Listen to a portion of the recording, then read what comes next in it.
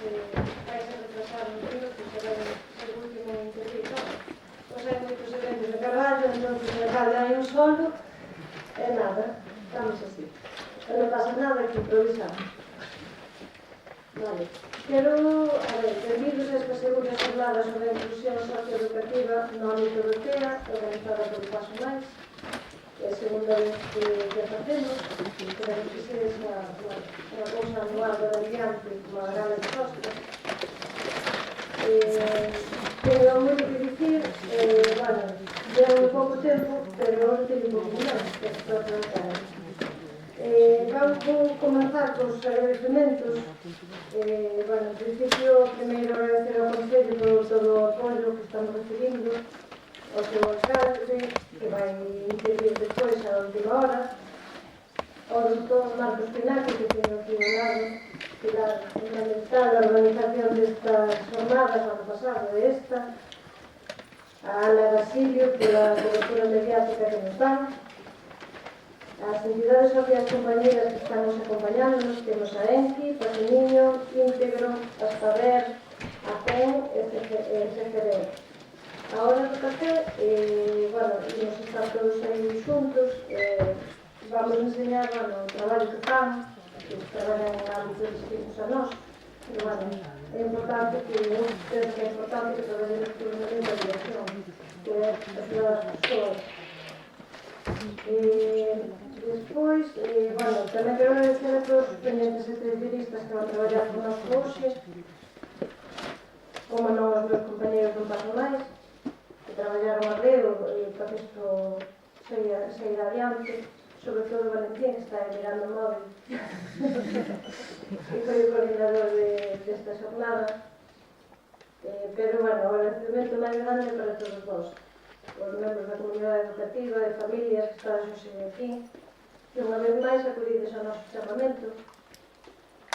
Bueno, estou super orgullosa de que todo o que facemos, a verdade que é un éxito, pero, claro, sen vós non poderíamos facer nada. O meu entender, os que estamos reunidos aquí compartimos propósitos comuns, comprender mellor, apoiar e, sobre todo, aprender. Xuntos, familias e docentes, formamos unha comunidade disposta a construir un entorno máis inclusivo e respetuoso para as persoas con trastorno do espectro autista, TEA. O noso papel é acompañarlos, potenciar os seus talentos e asegurar que cada neno, mozo ou adulto con TEA teña o espazo que se merece nesta sociedade.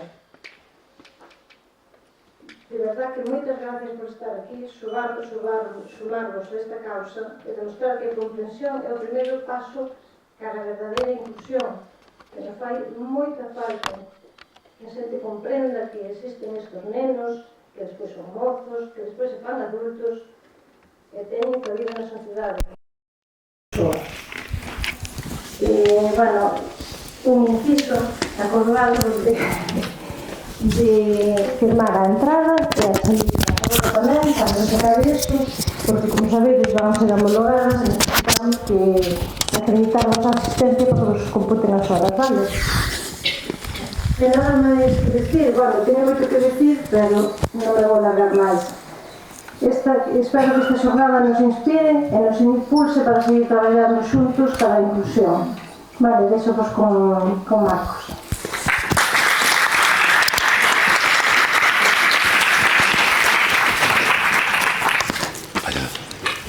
Bueno, hola a todos e a todas. Moitas gracias por vir hoxe aquí. Dánseme moi mal estos aspectos formales de inicio de estas charlas, pero obviamente son moi importantes porque prometo vos que detrás da organización dunha xornada deste estilo hai moitas horas dedicadas, moito traballo, moito tempo para pensar, para ver que cousas se poden facer e intentar ofrecervos a mellor forma de achegar certos coñecementos ou máis ben de compartir certos coñecementos. Fai falta? Paga ese. Este está apagado, No, falo sin el. Escoitaseme ben? Sí, vale, perfecto.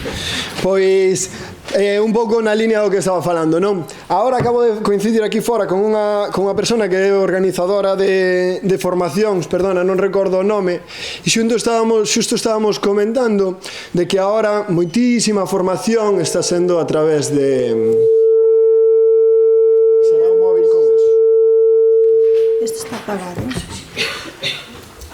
É algo que se está copiando. Igual son eu. Culpa de nós. Hola. Nada, eso, pois estaba falando que moitas das xornadas que se están levando a cabo, moita da formación está sendo a través de ordenadores, a través do plano digital, non? E falábamos da importancia que ten que a xente nos sigamos xuntando en eventos como estes para levar a cabo as formacións, para min por un motivo fundamental. Hoxe aquí vamos a ter varios profesionais maravillosos que van a falar largo e tendido sobre a inclusión socioeducativa, sobre o TEA, sobre diversidade, pero a formación non só se basa neso. Formación é os espacios que vamos a ter en común, por eso o tema que comentaba Vanessa, que vamos a ter un espacio aí fora para poder falar entre nós, falar entre profes, entre pais, para comentar os nosos problemas de día a día, as nosas situacións, os nosos emocións, os nosos sentimentos. Esa é a parte tamén fundamental dunha formación, non só vir a escoitar a unhas persoas que queiran comunicar unha certa perspectiva, porque ao final a xente mostramos unha perspectiva única, unha perspectiva propia, non? Pero para cada un de nós as realidades son diferentes. Entonces, poder compartir en estas xornadas ese tipo de coñecementos é algo fundamental. Vou a tamén facer unha aproximación un pouquiño á organización, por recordalo un pouco de quen vai intervir. Obviamente, agradecín xa, creo que se non agradecín a Un Paso Máis de máis asociacións. A mí non sei a vos. Ves como se me dan malas. Pois nada, obviamente agradecer a toda a xente que participou para que se puderan levar a cabo as xornadas, e entre eles pois a Evencio, que chegará ahora para incorporarse a mesa de inauguración, a Vanessa, obviamente, que está aquí sentada comigo, tamén a Valentín, a Adrián, a todas as persoas da asociación Un Paso Máis, a todas as persoas que despois fan posible que dentro dese café vamos a poder observar como traballan, que nos conten un pouquiño pois as distintas dinámicas, as distintas actuacións que levan a cabo por toda a contorna, non? Falamos antes, non? Paseniño, Enqui, Aspaver, Íntegro, APEM, Feguerec e Un Paso Máis. Agradecer tamén a Silvina, Valentín, Isabel García, Gil Barrero e Juan Díaz, que van a participar despois na mesa redonda, que é un poquinho tamén antesala dos que van a ser os obradoiros da tarde, vale, que serán levados a cabo por casi a maioría, casi a totalidade destas persoas que se comentan. Importante o que comentou Vanessa, que para o acto de clausura esteamos todos presentes. O ano pasado, creo que para o acto de clausura houve moita xente que ao terminar os talleres xa marchou, totalmente entendible, a xornada é moi larga, pero sí que é importante, sobre todo para o tema de firmar o final, polo tema da homologación, vale? Podo seguir estendendo a miña fala durante un rato para ver se ven o alcalde, pero... Está no coche, xa está chegando. O que pasa que hai outro evento ciclista e como cortou todas as calles e non hai onde aparcar. Bueno, pois mirade, aproveito para facer un poquinho unha reflexión sobre o que vai a ser a miña charla a continuación, non?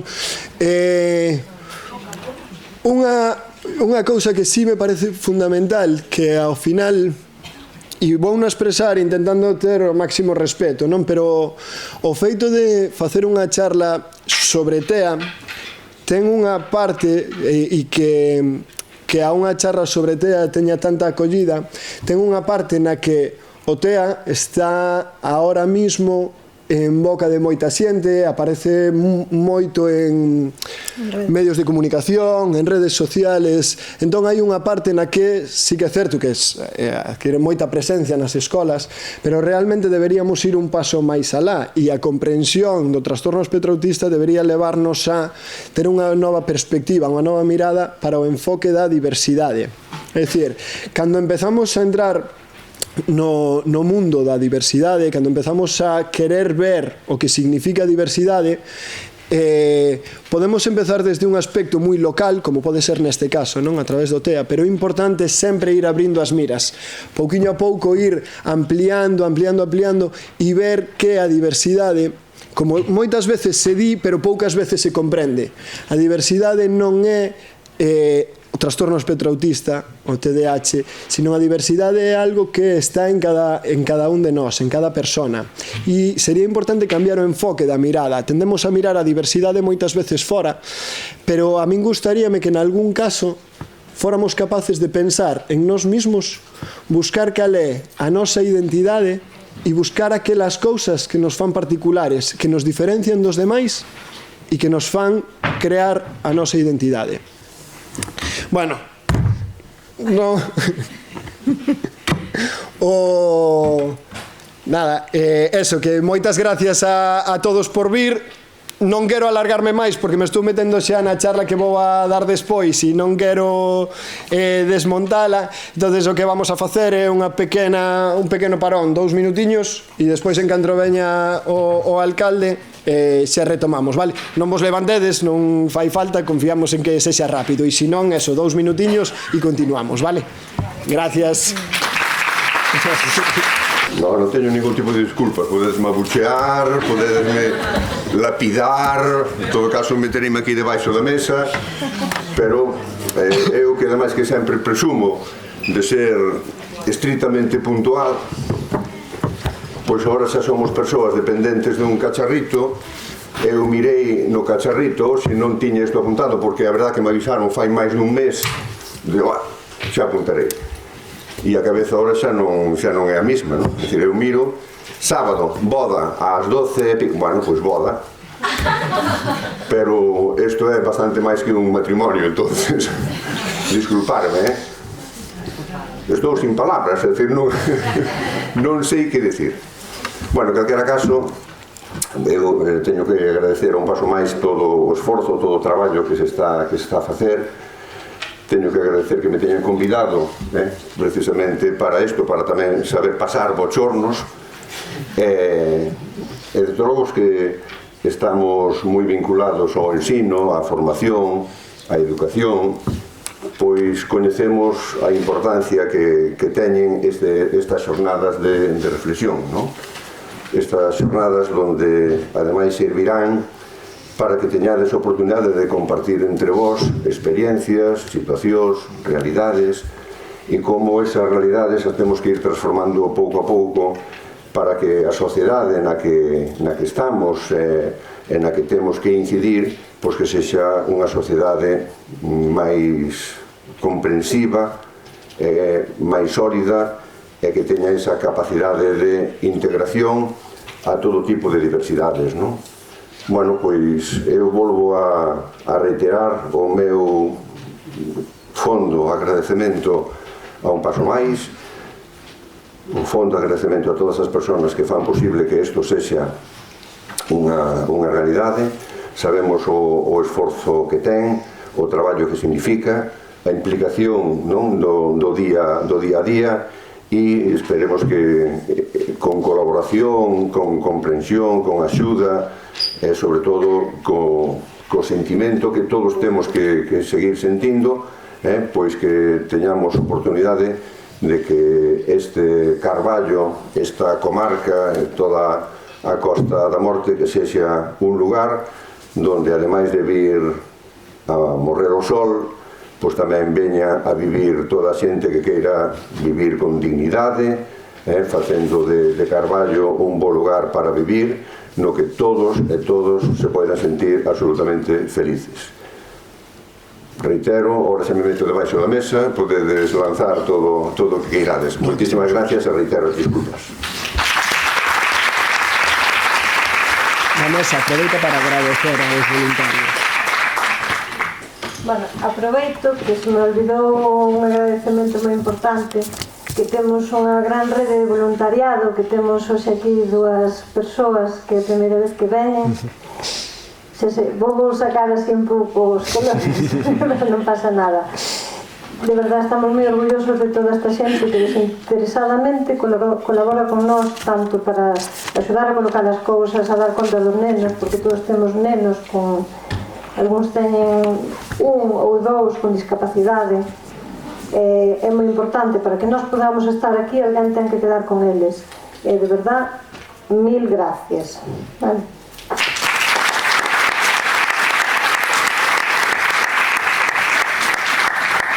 Bueno, cerramos a mesa inaugural. Bueno, hola a todos e todas, outra vez. Son Marcos Pinaque. Vos a pedir un favor, vale?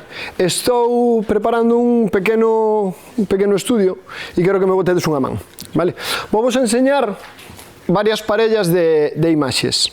Si a imaxe que máis vos gusta está deste lado, me gustaría que levantárades esta man, e se a imaxe que máis vos gusta está deste lado, levantades esta man, vale?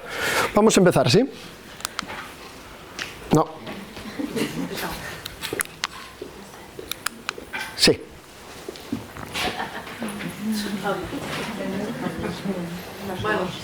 Vale. Non sei, podes apagar esta luz? Valentín? Vale.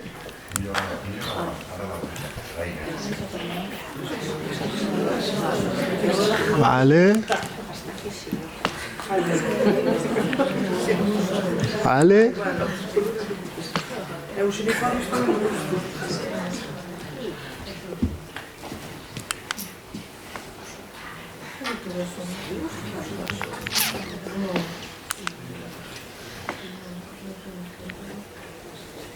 Hai xente que xa podía quedar con esta man levantada todo o rato.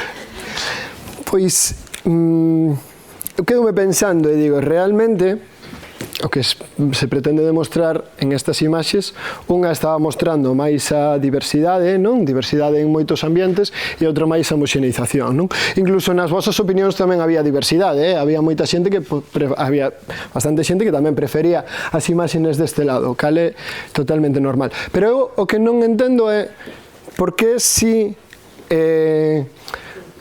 temos a idea de que a diversidade é algo tan maravilloso, a todos nos gusta, moitas veces tendemos a homogeneizar aos nenos e nenas que temos nas escolas, homogeneizar as persoas. Vamos a poñer un par de exemplos, vale? Unha nena, Laura, dificultades atencionais, chamamos a atención 15 veces ao día e castigámola sin recreo por non prestar atención. Cal é a razón deso? Que buscamos un modelo único de neno e nena, un modelo único de alumno, con unha atención sostenida durante todo o tempo, e se non o atopamos, castigamos hasta que o conseguimos. Pois mirade, outro día, xusto, tiven o martes, unha tutoría con un pai. Laura é parecido a unha nena que eu teño na miña aula, son profe de terceiro de primaria. E veu o pai onde a min a ter unha tutoría, entonces empecé a explicar, non, que traballaba moi ben, que, bueno, emocionalmente está moi ben, é unha nena moi feliz, que se leva moi ben cos compañeiros, que traballa moi ben cando está traballando bueno, pues, focalizada nos seus exercicios, e que cando eu explico, moitas veces teño que estar con ela para intentar recuperar a súa atención porque non me presta, porque a oralidade non presta atención, non? E dixome o pai, díxome unha frase que foi moi guai, que me dixo que o que se hereda non se compra. E dixen, como? Que non entendo que significa. Dicíame, non sabes a de veces que eu botei castigado na escola porque non fun capaz de prestar atención durante o tal. E eu dixenlle, e agora? Me dice, bueno, agora pido a miña muller moitas veces que me explique as cousas moi claras e moi específicas porque non son capaz. Se empeza a falar, pérdome moitas veces no que me está contando. Digo eu, bueno, entonces non serviu todos os castigos que levamos a cabo durante a etapa escolar, non serviron para que mellorara a atención, sino que simplemente el ten unha capacidade atencional determinada e ten que convivir con eso, aprendeuse unha serie de estrategias para convivir con eso, verdade? Vamos a poñer un segundo caso, vale? Dani, un rapaz que na escola non fala absolutamente nada, pero chega a casa e fala polos codos, vale?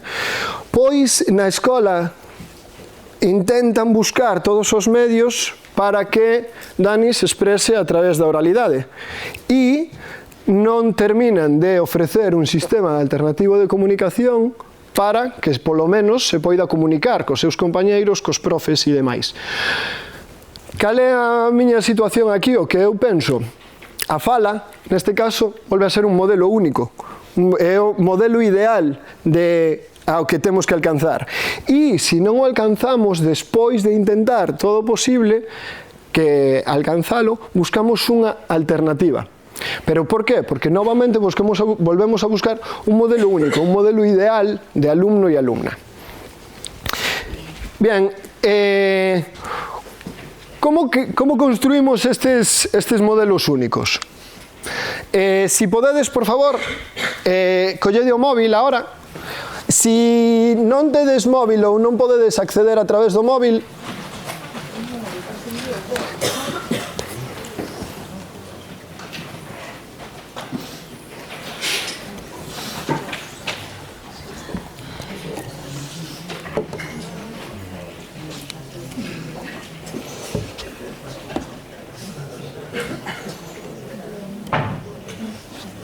vale, se podedes acceder a esta página a través do móvil, agradeceríavolo. Podedes acceder a través do QR, se non sodes capaces de acceder a través do QR, na mesma página web, tedes, para poñer un código, bueno, a entrar a través de un código, podedes a través de un código. Se non podedes facelo e tedes a man un boli e un lápiz, tamén me vale que utilicemos o boli e o lápiz, perdón, o boli e o lápiz, o boli e a libreta. ¿Es posible que pongas el QR más grande?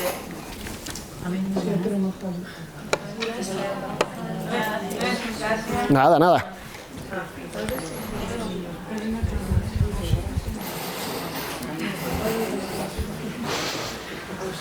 Ahora un poquillo más pequeño para pillar el código.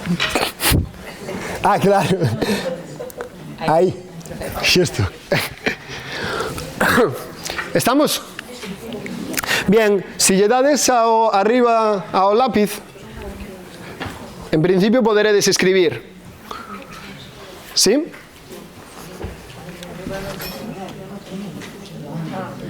Poñemos un nombre, non? Sí. Bueno, podedes poñer calquera nome, non vai a ser relevante.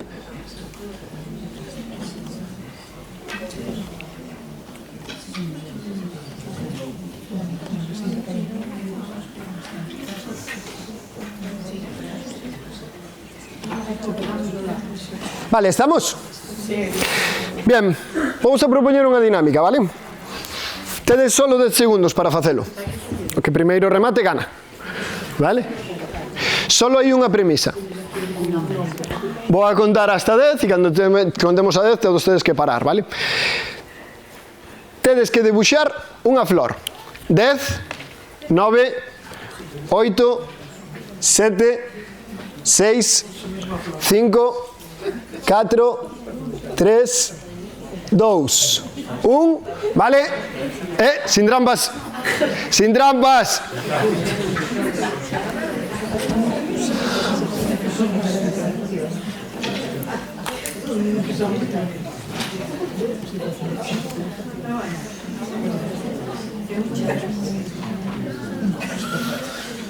Espero que non estedes modificando mentras eu arreglo aquí isto,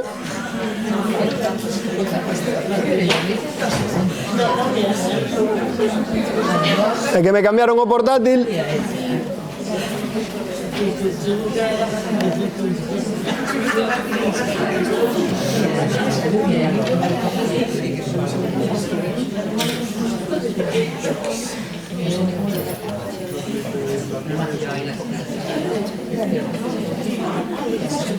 Bien, aí está.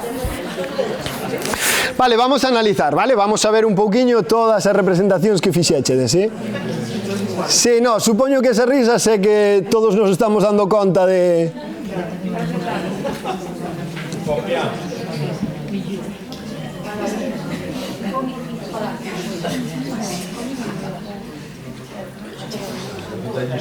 Bueno, estades máis ou menos vendo, verdad? Que podemos ver?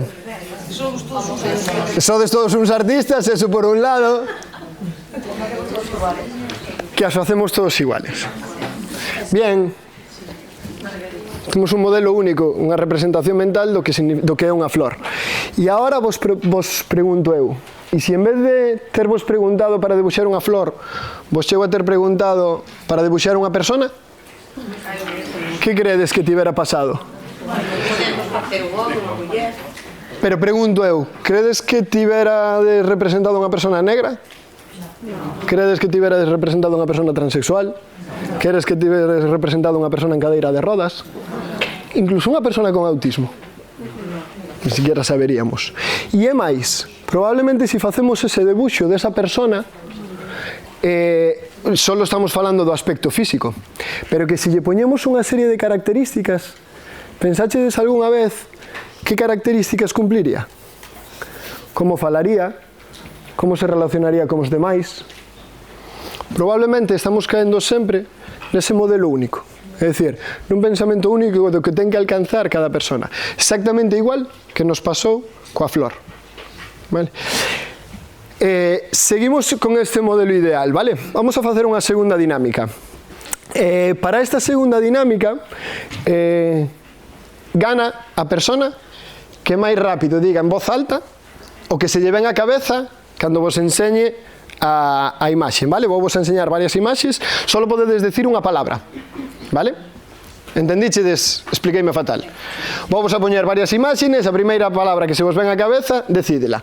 Primeira persona que o diga, gana. Ai, vale, esto era por la diversidade de flores, perdón. Obviamente todos dibuixamos a mesma flor, pero ahora empezamos.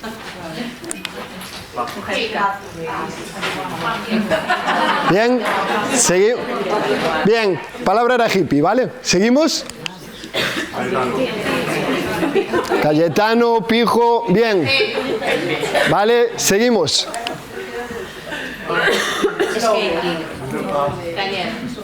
Cañero, skatey. Hipster. Ahora esto foi fácil, ¿eh? Diferente. Rubio. Vale. Aquí xa nos costou un pouquiño máis, verdade? Si ven nestas asociábamos moi rápido certas cousas, non? Hippie, paz, vale, todas esas palabras nos levan a ese concepto, non? Pijo, Cayetano, vale, chungo, gamberro, skate, bueno, todas esas palabras que nos levan ao mismo concepto, verdade? Hipster, e aquí, bueno, pois podíamos asociar con a persona de LGTBI.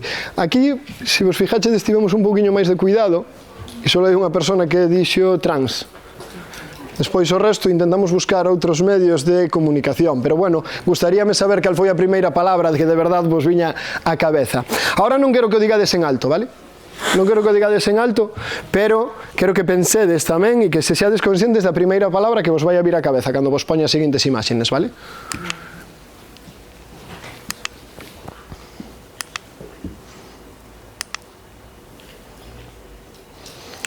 Bien, vou volver atrás.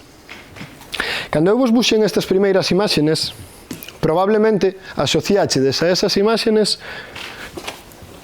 podría decir que me poderíades decir a que partido político vota cada un de vos. Ou polo menos tedes unha ligera idea de a que partido político vota cada un de vos. Deste seguro. E desta non me extrañaría. Vale? Probablemente me podedes decir que estilo de música escoita cada un deles. Deste é probable que nos fagamos unha idea. Vale? E é máis, moi probablemente teñades unha idea de cal destes tería máis posibilidades de ser o voso amigo ou a vosa amiga. Bien, se vos dades conta, fixemos unha categorización e asignamoslle unha serie de características a cada unha destas personas. Que pasou aquí? Vou a dicirvos eu as palabras que, cando eu vin estas fotografías e cando eu plantexei, se me viñeron á cabeza, vale? Negro, paralítico, down, pobre. E, aínda que non o queiramos, e se xa difícil de ver, obviamente, perdón, nin quero acusar, nin moito menos, simplemente nin quero decir que todas as persoas asociemos todas as imaxes a isto, vale? Quero decir que cando vemos estas imaxes sí que é moi probable que a nosa cabeza se nos baxe cara a esas ideas. E da mesma maneira que asociamos unhas características ás persoas anteriores, queiramos ou non, asociamos unhas características a estas persoas. Generalmente as persoas negras se asocian coa inmigración. Ademais, hai inmigrantes bos e inmigrantes malos. Neste caso, un inmigrante bo. Vai ben vestido, a nunha cidade. Unha persona paralítica, probablemente o primeiro que pensemos é pobrecito. Unha das primeiras cousas que se nos veñen á cabeza é pobrecito. Unha persona con síndrome de Down, mira que riquiño. E que gracioso, e tendemos a infantilizar as persoas con síndrome de Down. Unha persona pobre, generalmente é un vago, frecuentemente se asocia a delincuencia e vago, delincuentes e, bueno, un pouquiño esa idea. Vale? É complexo.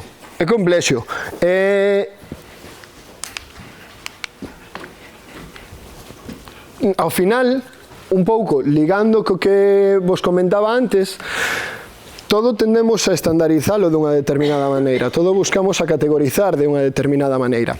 Imaginadevos ahora que chegades a un cole, os primeiros días, cando é a asignación de cursos, e de repente nos toca primeiro de primaria. E ven unha profesora e nos dice, primeiro de primaria, que sorte, esa clase é moi boa. Bueno, ten a Pablo que ten autismo. E na nosa cabeza, que iramos ou non, de repente se empezan a abrir moitísimos caixós, funciones ejecutivas, planificación, anticipación. E eu esta imaxe, imagínoma, con neno fora da sala de profes, saltando, dicindo, que estou aquí, mirádeme. Como dicindo que todo eso que aprendichedes non é o que me define, non é a persona que eu son. Para descubrir a persona que eu son, debedes mirarme a min. É dicir, verme tal e como eu me vou desarrollando no día a día.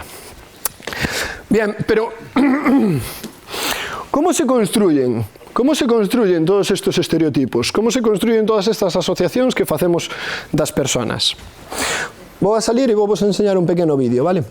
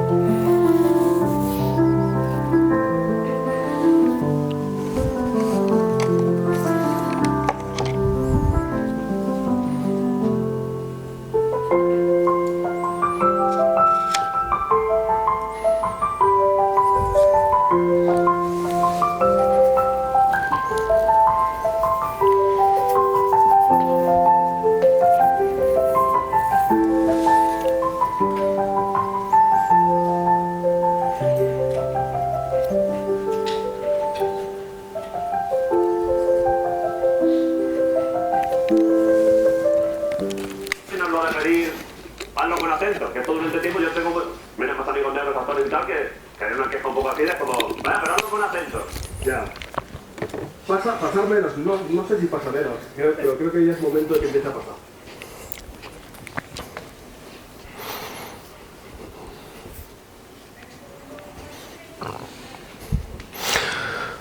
Bueno, esa pregunta que salía aí é que me parece fundamental, non? Quizáis é que realmente a nós de fora continuamente nos veñen bombardeando con moitísima información sobre como son as distintas persoas, non? Entón nós vamos creando compartimentos estanco asociando a cada persona unha serie de características, non? Facendo un repaso do vídeo. Bueno, creo que a primeira parte, o tema dos homes, das mulleres e demais, xa se está desmontando a través do paradigma do feminismo, non? Pero, se vos fijades, por exemplo, cando nos centramos nos villanos, aparecen con unha cicatriz, un deles é un enano con unha cabeza así de grande, o Capitán Garfio, mutilado, non? Úrsula, unha persona enorme, con tentáculos, é dicir, todas as malformacións se asocian ao final a un tal. Si seguimos co vídeo, vou a ir parando. As persoas maiores, si vedes os Simpsons, as persoas maiores aparecen moitísimas veces representando a soledad. Pero é que o problema é que os medios de comunicación continuamente nos están sacando noticias sobre que as persoas maiores son solitarias. Non quere decir que as noticias non sexan importantes e que estas noticias non sexa importante resaltalas, senón que si continuamente me están dicindo esto sobre determinado núcleo de población, ao final probablemente eu termine asociando, porque o vimos antes, termine asociando unha serie de características a cada grupo. E se seguimos,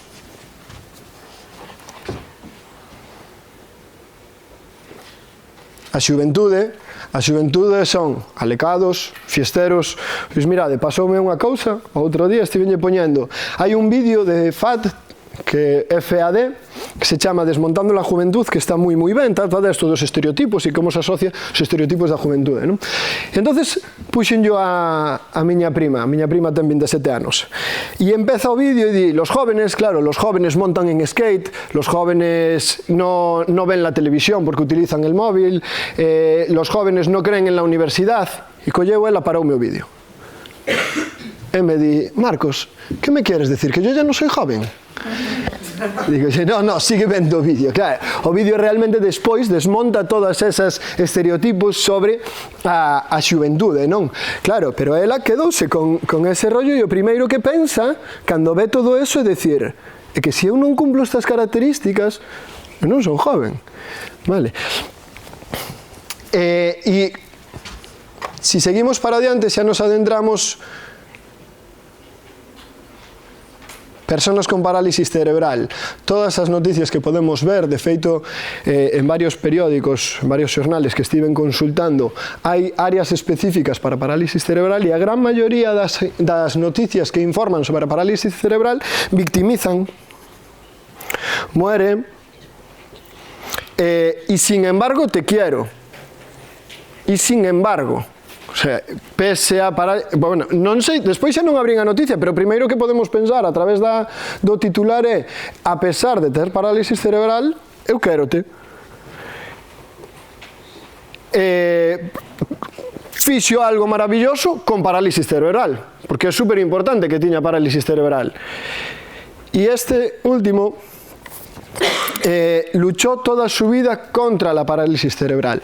Realmente estas noticias moitas veces as vemos e decimos, jova, que pena tal. Cal é o peligro desto? Luchar contra, non vivir con. Non é continuamente unha loita contra, que hai veces que temos que aceptar que a diversidade, que a forma de expresión, a nosa forma de expresión, a nosa identidade é desta maneira e temos que vivir desa maneira.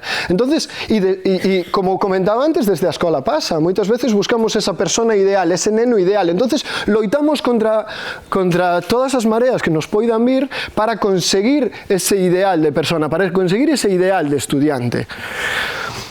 Que pasa co autismo? Pois dúas cousas, a gran maioría de noticias por un lado é unha dependencia absoluta, dependencia e victimización, pero que polo outro o que se nos mostra é Sheldon Cooper, Dustin Hoffman en Rayman ou en The Good Doctor. Como son estas personas? Como son estas personas autistas? Genios. Entonces, solo temos esas dúas referencias. Nós, porque ao final, convivimos e traballamos cada día con personas con diversidade funcional, non? Pero eu penso, moitas personas que non teñen acceso, como temos nós, a convivir con personas con estas características, cales son as súas ideas. E isto é moi importante, e por eso a razón desta charla, que diredes vos, que ten todo isto que ver co TEA. Moito, porque a razón desta charla é que cada un de nós escoller aprender diversidade é algo que vamos a facer. Se o decidimos hai varios anos, se o decidimos hoxe cando decidamos, é algo que nos vai a marcar de aí para toda a vida. É dicir, eu cada día, cando preparei esta presentación, aprendí moitas cousas, todos os días na miña escola aprendo moitas cousas. E por qué? Porque aprendo de convivir, aprendo de estar coa xente, aprendo de ver que en cada un deles que é o que ocorre, que é o que pasa aquí, de que maneira se comunica, de que maneira está solicitando a miña axuda, e ao final é eso, individualizar a aprendizaxe para poder chegar a cada un deles. Bueno, a última referencia era sobre as persoas negras, que, se vos fijades tamén nas series de televisión, todas aparecen con un acento moi particular, non? Parece que hai unha persona negra non pode falar castelán ou galego con corrección. Vamos a volver á presentación.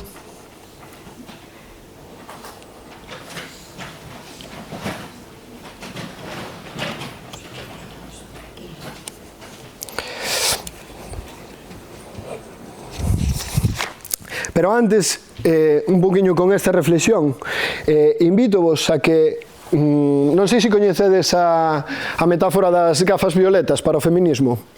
Bueno, un poquinho feito de poñer as gafas para poder ser consciente de as diferencias que existen, os estereotipos e demais, non? Pois eu invitaríavos a tamén de vez en cando poñer unhas gafas multicolor que vos permitan ir analizando quenes están representados nas distintas películas, series, nas noticias, de que maneira están representados e quen falta, quen non estén representados. Vale? De todas formas, como vos dixen, isto é algo moi a largo plazo, é algo que necesita moito tempo de estudio. Obviamente eu, nunha presentación deste estilo, non me atrevería a meterme neso, pero invítovos a poder facer esa reflexión. E moi importante, se empezades a facela, non empecedes con La Isla de las Tentaciones, ni First Dates, porque ese xa é o culmen de como se mostra aí a diversidade. Pero como podemos romper con estes estereotipos, entonces, non? Pois de dúas formas. Unha delas é, como eu acabo de decir, non? Un poquinho un acto voluntario de decir, veña, vou a loitar contra isto, vou me informar e vou ver a ver que está acontecendo aquí. Outro deles é a inclusión educativa e a inclusión social. E vos vou a contar dúas anécdotas, vale? Relacionado con isto, obviamente. Unha delas foi cando eu cheguei por primeira vez, seguro que algunha persona xa me escoitou, porque sempre a conto, pero que foi unha experiencia maravillosa, cando eu cheguei por primeira vez ao cole de Vite. Pasoume exactamente o que vos contei antes. Tes unha clase maravillosa, nesa clase tes a Rosi, unha nena con autismo. Eu, como vos contei, me empezaron a saltar todas as alarmas. Antes de coñecer a Rosi, eu xa tiña esos días de preparación de clases, moitísimo material preparado, que obviamente non me valeu para absolutamente nada. Todo isto pasa. E o primeiro día de clase, Rosi generalmente subía coa coidadora para facer necesidades antes de entrar en clase, entonces eu senteime cos nenos a lerlle un conto, non? Rosi todavía non estaba, sentámonos todos na zona da asamblea. Estoulles lendo un conto, todos sentadiños, e de repente entra Rosi na clase. Rosi é unha nena con discapacidade intelectual, a súa motricidade non está ben definida e non ten linguaxe oral. Entonces, claro, ela de repente entra na clase, invádelle a emoción de ver aos seus compañeiros todos sentados escoitando e vai correndo hacia eles. Ca mala sorte de que, claro, a medida que vai movéndose por todos eles, empeza a pisar a todos, tal. E eu vexo algún dos nenos mirando para ela ríndose, pero prometo que esa risa non era de burla. Era unha risa de o gracioso que era a situación. Entonces Rosi sentouse, puxo as súas mans así e dúas compañeiras empezaron a acariciarlle as mans e todos quedaron mirando para min. Eu nese momento estaba pensando, bueno, a ver como abordo isto, a ver como abordo este conflicto cos nenos. Para nada, quedaron mirando para min e eu dixen, cerrei o libro e dixen, oye, noraboa, acabo de flipar co que acaba de pasar porque a verdade é que un 10. E todos me seguían mirando ca mesma cara. E que realmente aí me din conta que eses nenos comprenderan xa unha cousa que eu non comprendera previamente. Por qué? Porque eu durante toda a miña escolaridade non puiden convivir con unha persona como Rosi. Eles levaban convivindo moitos anos e cun traballo moi bo de moitos profesionais por detrás. Entonces, que pasa? Que esos nenos xa saben diversidade. Eu tivena que aprender. Tivena que aprender poñendo as miñas gafas e obligándome a ver, a mirar de outra determinada maneira. O bo é que estes nenos non. Estes nenos xa teñen, a través da inclusión educativa, xa teñen eso ganado. Vamos a poñer unha segunda anécdota que xusto pasou esta semana. Veu un profesor sustituto a clase de segundo. Hai un rapaz que se chama Luís, non ten linguaxe oral, genera, en determinados momentos frústrase de unha maneira que o leva a expresarse a través das conductas, non? O profe novo estaba na clase, non sabía moi ben como reaccionar e chega unha nena, consigue tranquilizar ao rapaz e o profe sale despois e contanolo a nós e nos, que guai isto tal. E un compañeiro les comenta, claro, é que eso é o bo que ten a inclusión. Mira, que saben, os compañeiros aprenden como coidar, como estar, como tratar con personas con diversidade. Que eu, cando era pequeno, tiña un compañeiro na clase, Eduardito, chámase, que tiña síndrome de Down. E unha compañeira, Natalia, queda mirando para ele e dille, o teu chamase Eduardito, a miña chamase Carmencita. A que eu tiña na clase chamase Carmencita. 2 adultos con síndrome de Down aos que lle siguen chamando Eduardito e Carmencita. É dicir, acordadesvos que fai un ratiño faleivos da infantilización? E les dixo, é que a min, a día de hoxe, xo atopo pola calle, non sei de que maneira tratalo. Que lle digo, hola Eduardito. Non o estaba facendo a modo de burla, Ele estaba compartindo unha reflexión que vos prometo que non era algo que estábamos compartindo, non? E era reflexión en relación co anterior. É a diferencia de que cando convivimos en inclusión, somos capaces de aprender a como tratar as persoas, a como falar as persoas, a como coidar as persoas. E iso é super importante. Pero, e aquí vou a facer un alegato, e é que o que non podemos pretender é que meter a nenos que tradicionalmente irían a un cole de educación especial na escola ordinaria esa inclusión. Por qué? Ángeles Parrilla e Ojea teñen unha frase que é moi boa, que é meter a un neno na escola sin modificar absolutamente nada, sin proporcionar recursos personais, recursos temporais e recursos materiais, é lanzalo á exclusión socioeducativa. E aquí reivindico a labor de profes e profes, de orientadores, de centros educativos, porque o que están conseguindo os profes a base de cargar sobre as súas espaldas a responsabilidade de da necesidade de convivir é algo que están levando os profes, pero debería ser carga da administración educativa. Cerro paréntesis sobre isto. Podedes aplaudir que está guai a...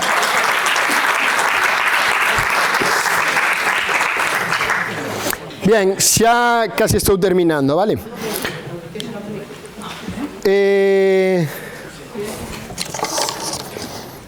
Viñenme arriba e despisteime a hora da charla.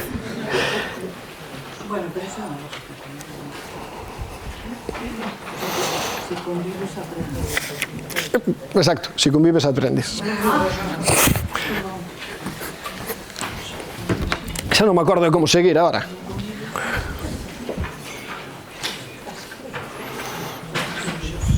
Sí, claro, vale.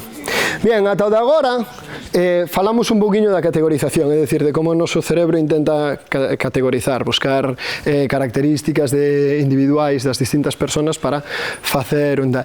E prometo que quería facer unha dinámica que me parecía moi interesante, que en realidade, bueno, é algo para que vexamos algo moi obvio, non? Que é as diferencias individuales.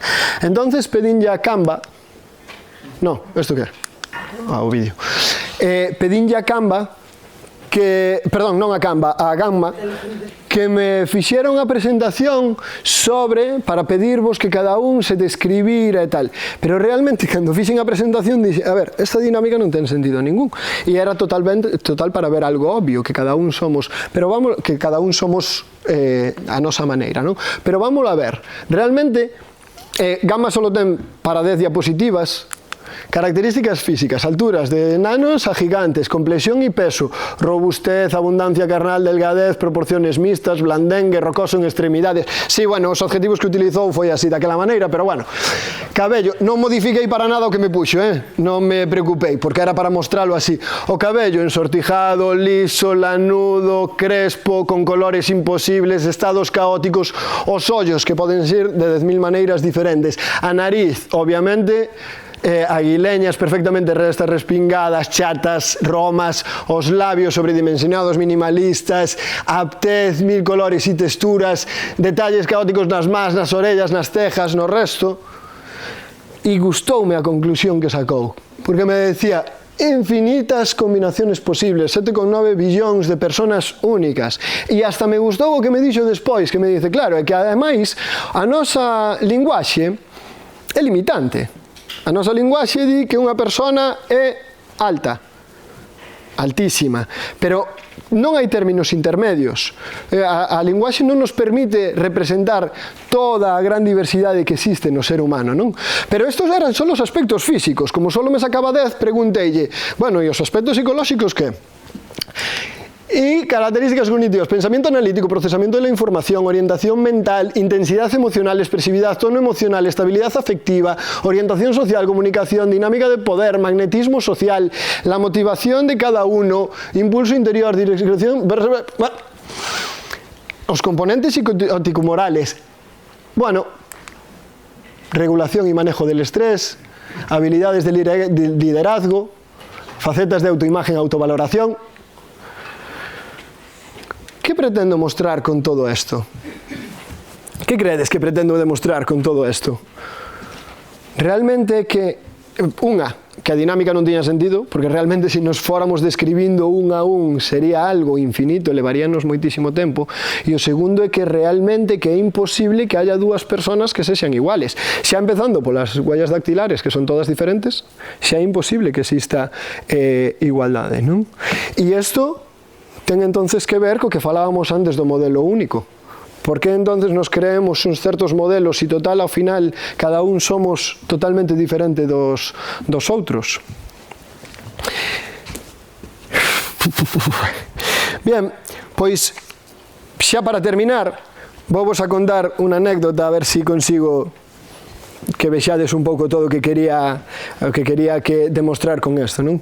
Hai 2 fines de semana fume a Gijón con meu irmán, íbamos de festa, íbamos a ver un concierto de Mago de Oz o sábado.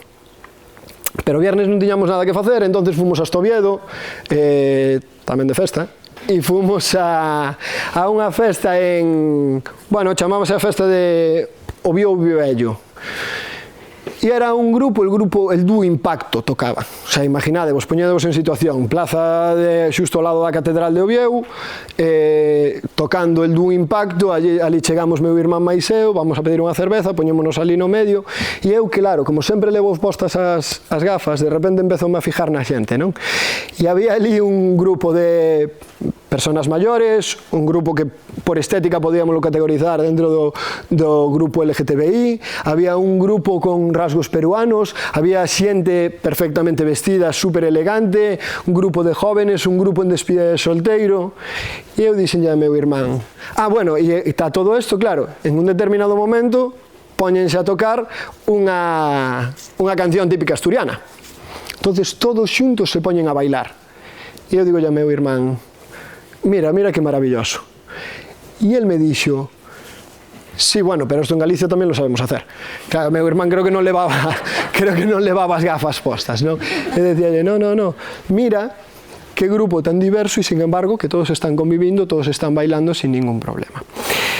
E aí, de repente, me puxen eu tamén a cavilar e dixen, claro, que vamos a ver.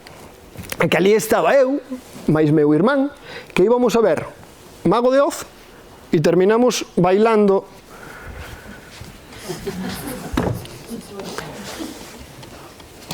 ya sabéis lo que se viene, ¿no?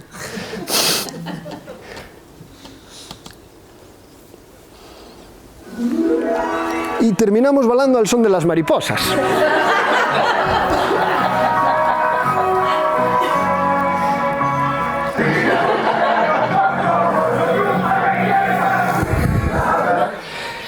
Claro. E isto é diversidade. É que realmente isto tamén é diversidade. É que vedes o meu... Se vos enseño a miña lista de reproducción de YouTube, iso é un caos. Tedes Bad Bunny, Mago de Oz... Sí, xa, lo siento, escucho Bad Bunny. Lo siento. Escape... hai unha marabunda de cousas tan exagerada. E é máis, é que ademais, claro, cando empecé a mirar para min, eu, se vos dades conta, hoxe veño en pantalón corto, pero que eu a partir de abril non podo poñer pantalón largo. Os profes rinse de min todos os días porque, sí, pero non podo poñer, porque se veño en pantalón largo empezan a sudar as pernas, empezan a paranoiarme co rollo de que me están sudando as pernas e entonces xa é como non podo pensar en outra cousa. Entón, eso tamén é diversidade. É que se me toco a cara, eu aquí salenme estes dous osos pa fora, que me están facendo ahora esta arruga, pero que eso tamén é diversidade. E é máis, é que se cerro un ollo, as tonalidades marróns as vexo dunha forma e se cerro outro vexo as tonalidades marróns de outra forma.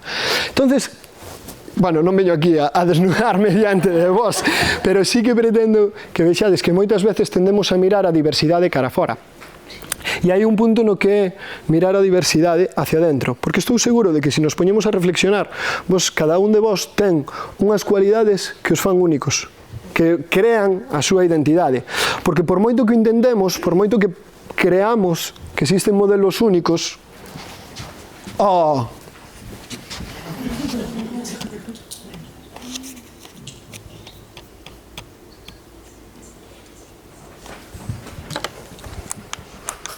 somos seres únicos. E con isto era o final da miña presentación.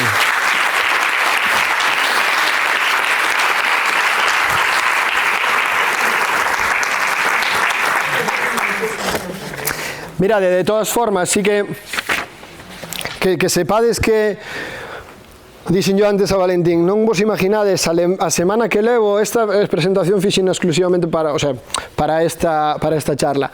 E non sabedes o quebradeiro de cabeza para intentar que se vira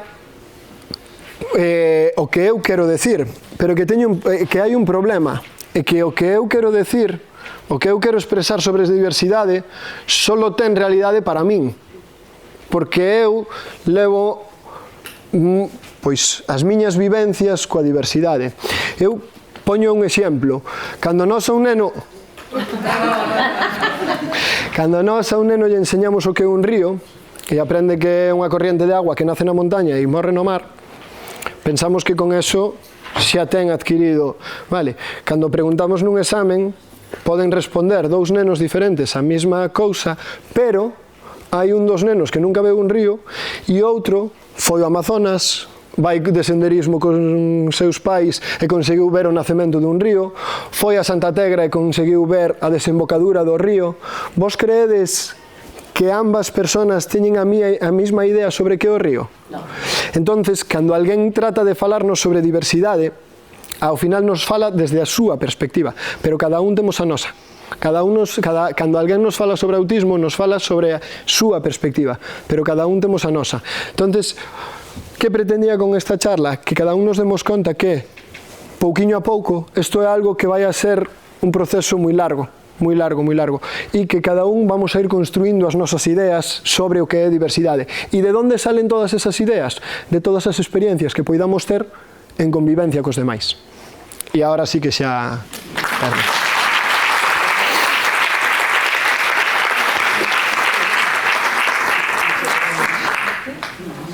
Abrimos turno de preguntas, comentarios. Sí, dame el micro.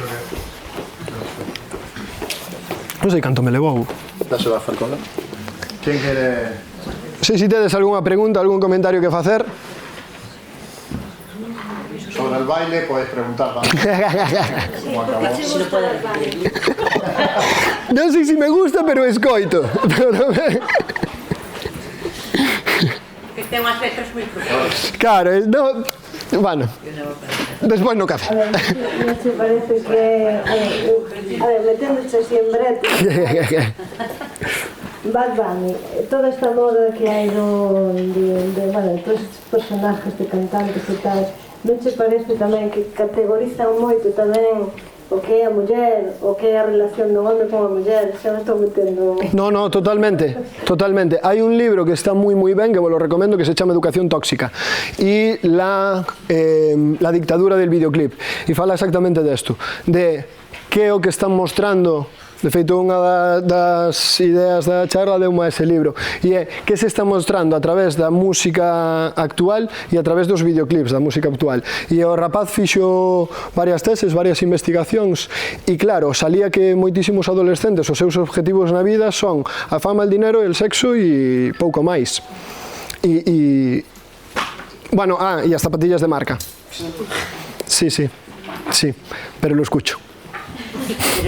Pero lo escucho con mis gafas, quero decir, claro, non é evitar as cousas, pero eu creo... Pois ese é o problema, ti tes as gafas, pero a maioría da xente non leva gafas, pois non.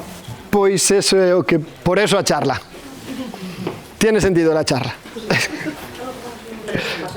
Tenemos otra. Sí. Eu quería preguntarse como se mostran os nenos cando algún neno con necesidades especiais ten algunha conducta disruptiva producto de estimulación, de non ser capaz de procesar tantos estímulos que despois os perciben con moita intensidade. Eu creo que Silvina seguro que ten moitísimo máis que decir que a min, pero eso tamén se traballa. Eu levo, tive unha clase con unha nena con conductas, que se expresaba a través das conductas. Foi moi complicado pouquiño a pouco ir facéndolle ver aos nenos, porque era, como fixemos, a través de contos. Eu todas as mañás, como dixen, leolles, e hai moitísimos contos que tratan as pedras na miña mochila, é dicir, a través de metáforas moi simples, explican que pasa. Cando chegan a un punto no que os nenos enténdeno de tal maneira que incluso queren axudar demais. Suele pasar que queren axudar demais. Entonces aí hai que ter moita mano izquierda para ir levando a que sexa unha comprensión donde están os límites, que como teño que buscar seguridade e favorecer a socialización sin que eso vaya a caer en abuso e demais. É complexo, pero é posible. Ao final é un traballo diario cos nenos e nenas de comprensión. Eso para min é o principal. Cando se consigue que os nenos entendan que é o que acontece, favorece a socialización. Entonces, moitas veces vou a falar no meu caso, non vou a decir moitas veces, no meu caso o que conseguimos aí foi que as conductas baixaran. Entonces os nenos aí comprenderon que unha das dificultades da nena era que se sentía sola, entonces facían por estar máis con ela, pero aí tamén generaron generaron dependencia de estar todo o rato pendiente, e entonces aí tamén hubo que reajustar.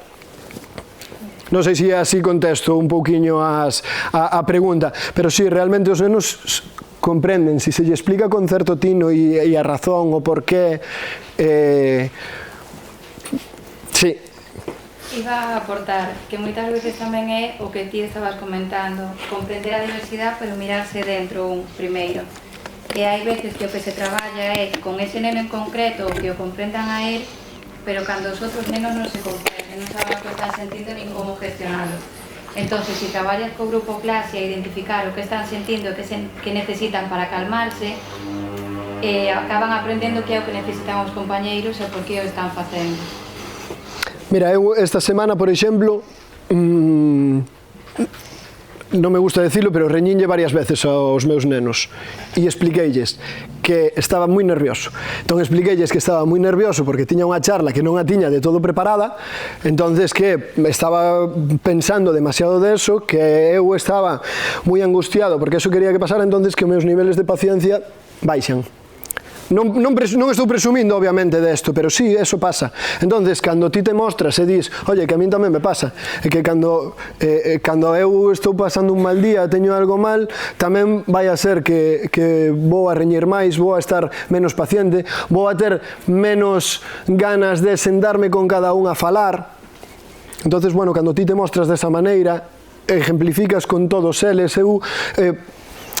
cada un ten a súa maneira, entonces a este lle gusta máis tal, a este lle gusta máis tal, fijadevos como reacciona tal persona en esto, fijadevos que eu cando me pasa esto, entonces é decir, como normalizar a forma en que todos reaccionamos a certas cousas, ou eu traballo desta maneira, normalizar como cada un reaccionamos a certas cousas e entonces normalizar que esa persona reacciona a través de as conductas, ou se comunica a través das conductas.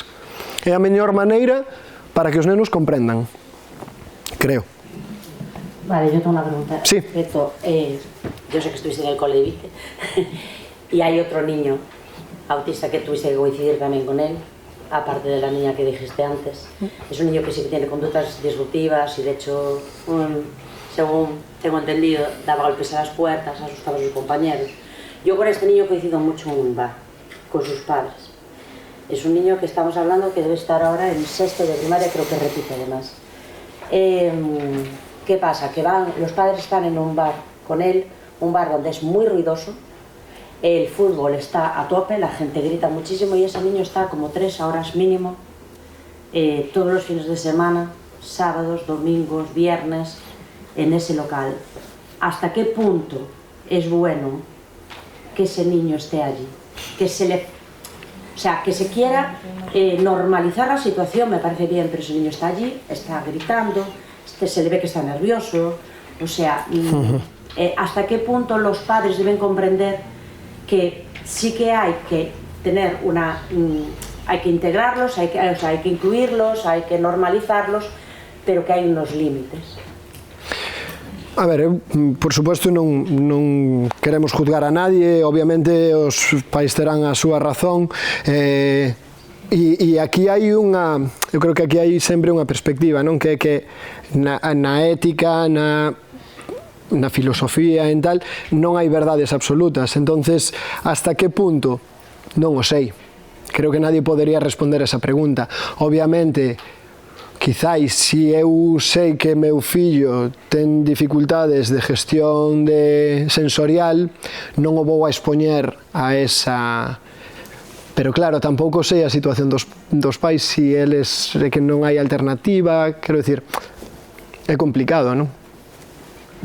Non sei se me explico. Sí. Vamos, que realmente, poñendo máis claro, non? Quizáis eu non o faría si as necesidades do neno son suficientes para que non teña que estar ali, para que eu crea que non deba estar ali porque lle molesta, porque tal, pero non me atrevería a decir que en ese caso concreto non debe estar porque non coñezo a realidade da familia. Sí? Sí, no, yo me refiero a que es que si realmente eso le está afectando o le está ayudando al niño. Bueno, depende de como esté, si conseguimos que o neno esté regulado emocionalmente, se atopa nun ambiente no que él se atopa cómodo, adelante.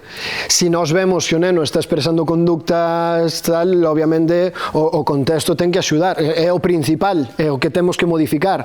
Si eu teño dificultades de integración sensorial auditiva e me expoño moito a eso, obviamente, probablemente termine tendo conductas. Entonces, eu trataría de evitar expoñelo a eso. Es que muchas veces como padres incluso no queremos ver todo lo que hay. Incluso pretendemos normalizar y hay situaciones que yo, desde mi punto de vista, no se pueden normalizar por eso, porque cada uno somos diferentes y hay pues, niños que tienen hipoacusia, que tienen un montón de problemas que no puedes forzarlos, tienes que ir progresivamente incluirlos en determinados ambientes. Pero desde a miña perspectiva, normalizar non é que todos teñamos que participar das mesmas actividades e de todo, senón, e máis, sobre todo, cando esas actividades non están adecuadas para todos. Se nós conseguimos que todo este adecuado, a ver, estamos na sociedade na que estamos, construída da maneira que está. Ahora mismo, que traballemos en eso, que traballemos en modificar a sociedade, non quere decir que teñamos que introducir a forza, senón, quizáis hai que normalizar por un lado, obviamente dar a coñecer, sensibilizar, super importante, e por outro traballar en crear os contextos. Sí? Sí. Ai. Paula, espera, que está ella. Ah, sí, verdad, no, culpa mía. Yo quería, encantada Marcos, quería preguntarte sobre, algo comentaste antes sobre el entorno educativo, comentaste algo sobre trabajar sobre la inclusión y que era como que los profesores se lo estaban llevando en la mochila. Sí. Me gustaría más que detallaras esa parte, ¿no? Que, como por ejemplo, porque dijiste esto no debería ir en los profesores, sino debería venir más de la dirección, ¿no? No, de administración educativa. Ahí un poquito, ¿me podrías detallar un poco más? Si hay algunos planes, qué planes hay de cara, sobre todo enfocado de cara a información a las familias, porque yo, por ejemplo, en mi caso, yo me he encontrado ahí con una puerta, ¿no? Que no me costó mucho abrirla. 3 años en primaria para poder llegar a abrir esa puerta, ¿no? Entonces, un pouco que comentaras un pouco tu punto de vista. Pero eu, espera que se me foi, estaba pensando en tantas cousas a vez. En normalización, estábamos falando. No, a mochila, claro, perdón. É o que me refería da mochila que nos cargamos os mestres e que debería recaer sobre a administración educativa, referíame máis a que se eu teño 25 nenos nunha clase, me encantaría ter tempo para escoitar a cada un deles. E escoitar significa, eu teño feito entrevistas individuales, cando me ven cando viña o PT, eu intentaba arreglar para diseñar as actividades que o PT quedara en aula para eu ter tempo a salir fora a falar cos nenos. Pero claro, era un encaje de bolillos para poder falar con eles. E falar con eles e escoitalos, só estou falando desto, Cando nos recreos tes que facer tantas cousas, cando nos intercambios de clase tes que arreglar, coordinarte cos compañeiros porque non tes tempo para coordinarte con eles, cando non tes tempo para preparar materiales, a eso me refiero. Si non tes tempo, e para min é unha das claves, o tempo, moito máis que os recursos moito máis que os recursos materiales é o tempo que lle poidas dedicar a cada neno. Como favorecemos o tempo? Hombre, pois reducindo, para min dúas cousas que son o máis ratios, menores ratios, para que eu poida ter tempo de dedicarlle ollos e oídos ao neno que teño, a nena que teño diante. En un ratio de 25 hai máis de 2 o 3 alumnos con necesidades especiales, non va a ser... Todos necesitan atención, porque eu cada vez que facía esas entrevistas, todos me tiñan cousas que contar. E todos expresaban as súas emocións, todos me contaban e todos necesitaban que os escoitara. E realmente a mí me gusta escoitalos, a mí me gusta saber, pero escoitalos, a veces me contaban, es que ayer tuve un cumpleaños e me lo pasé moi bien, pero que a veces me contaban que hoxe a mañán discutín con mamá, que me reñiu porque non preparei o desayuno, e eu de repente decía, por eso a primeira hora non me fixo estas 3 actividades. Entón, por eso digo que ter a oportunidade de escoitar, e obviamente cando falaba de que o estamos cargando sobre nós, é porque ao final moitas das labores que temos que facer fora da escola, estamos dedicándonos ao noso tempo libre. Preparación de materiais, estudio, investigación, estar aquí un sábado, estas cousas. E pola parte da administración, pois esas dúas cousas, baixar ratios e poñer personal. Para mí era o máis obvio. Pois que me manden 15 pantallas supermolonas de tal, a min non me aporta nada. A min, haberá quen sí porque as sabe utilizar. A min...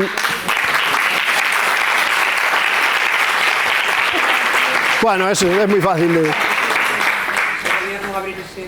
Pero bueno, eu creo que vas a ter máis oportunidade ao longo da xornada de falar con xente que seguro que unha situación semellante e veremos esa porta a ver como foi, a ver que se pode seguir facendo, claro.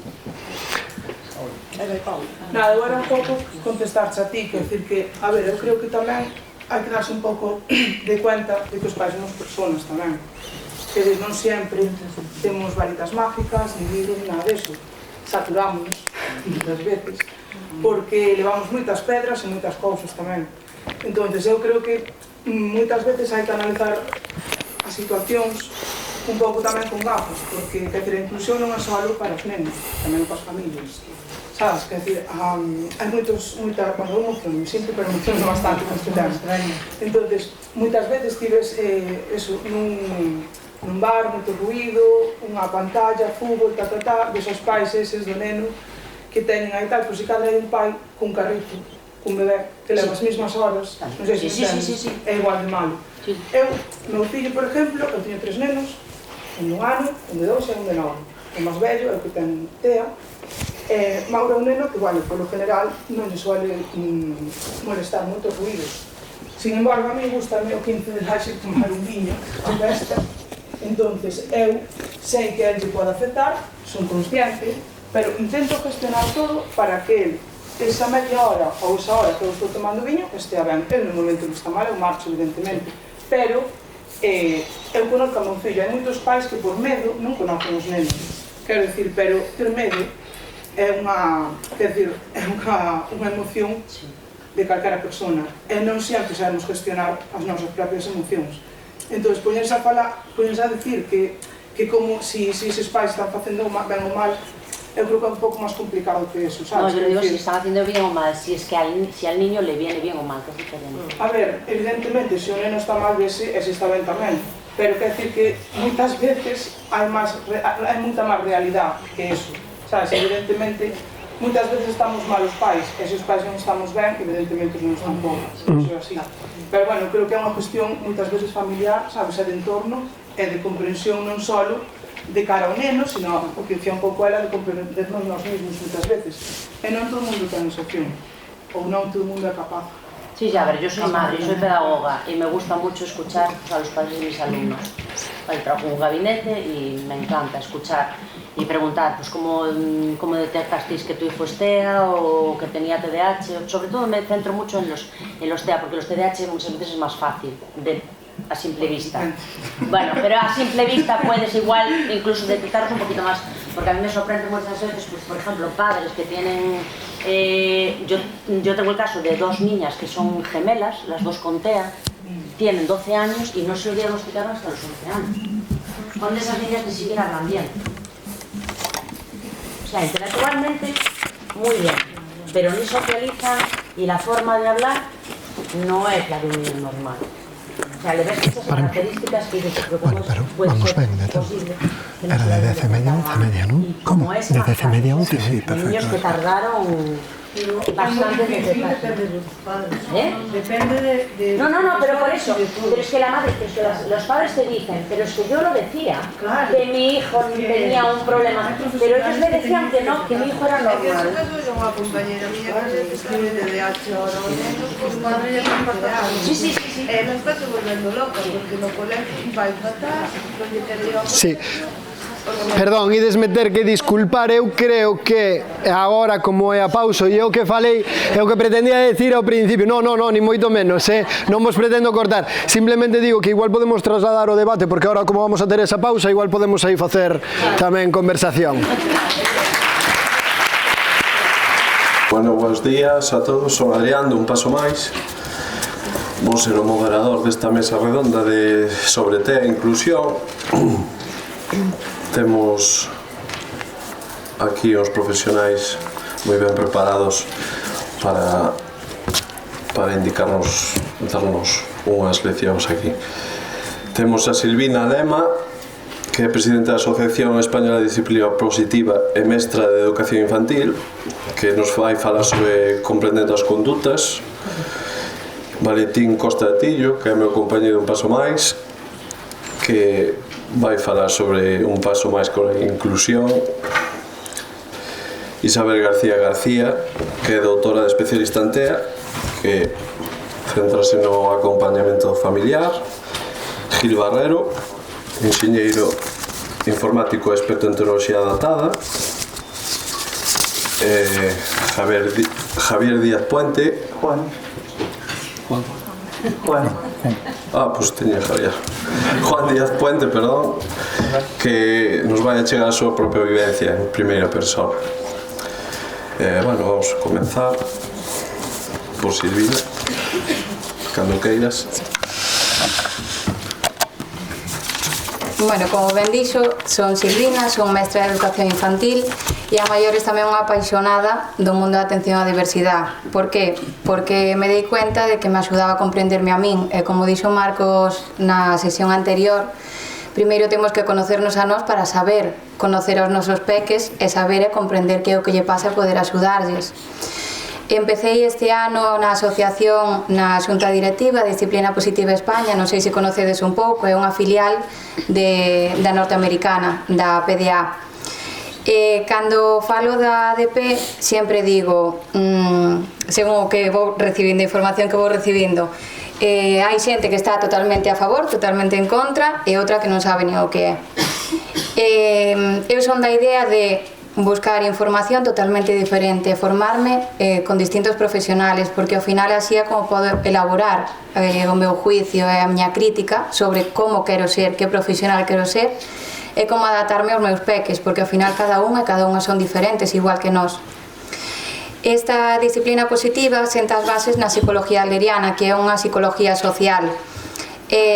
Fundamentase na necesidade que temos como seres humanos de relacionarnos e buscar esa pertenza, contribución e ser vistos. As nosas condutas, comportamentos buscan esa finalidade de conexión e de ser valorados por outras persoas. Isto non quita persoas con diversidade funcional.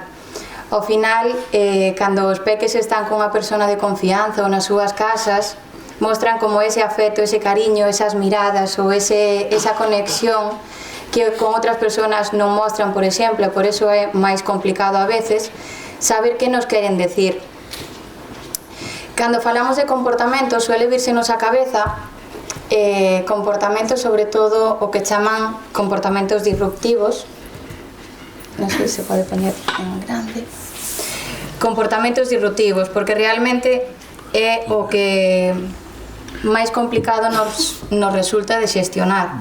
Cando o comportamento realmente é todo o que realizamos ao largo do noso día, da nosa xornada, ou como nos relacionamos cos demais. Que pasa con este comportamento? Si poñemos en... Sí, estoy viendo... No hai nada para... Bueno. Que pasa con este comportamento? Que realmente é como esa punta do iceberg. Seguramente vos sone de ver o símil do iceberg. Non pasa nada, víase o iceberg e víase a punta a parte de abaixo, que é a parte máis grande, e a parte de arriba, que é unha parte máis pequeniña, que todos podemos ver. E estes comportamentos máis disruptivos, son os que están arriba de todos, que podemos ver, pero realmente o que nos costa ver é esa parte de abaixo, que é o que sustenta este comportamento, onde están esas necesidades e outros factores que influyen, porque sabemos que non nos comportamos de unha maneira por un factor determinado, e por unha unión de varios. Entón, para poder profundizar un pouquiño, non tanto en motivos concretos, senón en saber como nos analizalos, gustaríame facer con vos unha pequena dinámica. Consistirá en, bueno, voume levantar, xa avisei antes, teremos que buscar a outra persona na sala, a persona que teñamos diante ou detrás, para observarnos solamente durante medio minuto. Non vamos a ter que falar, nin preguntar nada, vale? Nesta observación vamos a ter que pensar como se pode chamar esa persoa e cal é a súa profesión. Sei que hai moitos profes, entonces, se pensades que é profe, intentade pensar tamén que especialidade ten, por exemplo, vale? Simplemente eso, observar, sin falar, a esta persoa que non coñecemos e intentar averiguar como se pode chamar e cal é a súa profesión. Hai algunha dúda? Non? Vale, pois temos medio minuto, un minuto, vale? Para que nos dé a tempo. Podedes xirarvos ou movervos se o necesitades, pero sobre todo porque tiña Marisol diante e chamase Marisol, traballamos para ver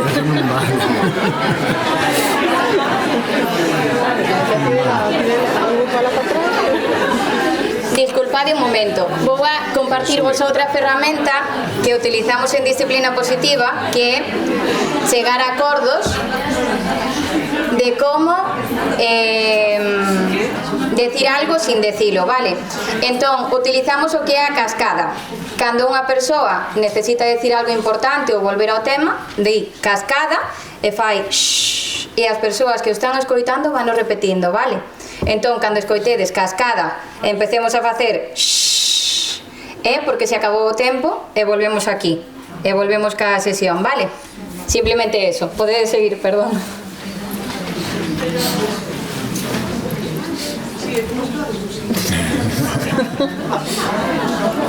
Se le debe sacar el catalizador con esa chica.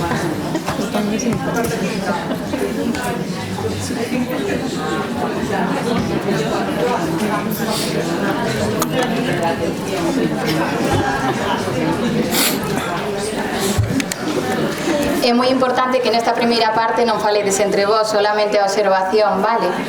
E intentar cada quen averiguar como se pode chamar ou cal é a súa profesión.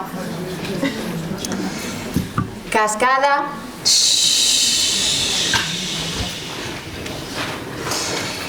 Seguramente a algunhas de vós e a algúns de vós lle resultara moi sinxelo ou moi complicado ou se parar a pensar polo pelo, polo olor, pola roupa, pola posición, por como está sorrindo, o que me está transmitindo, vivencias previas.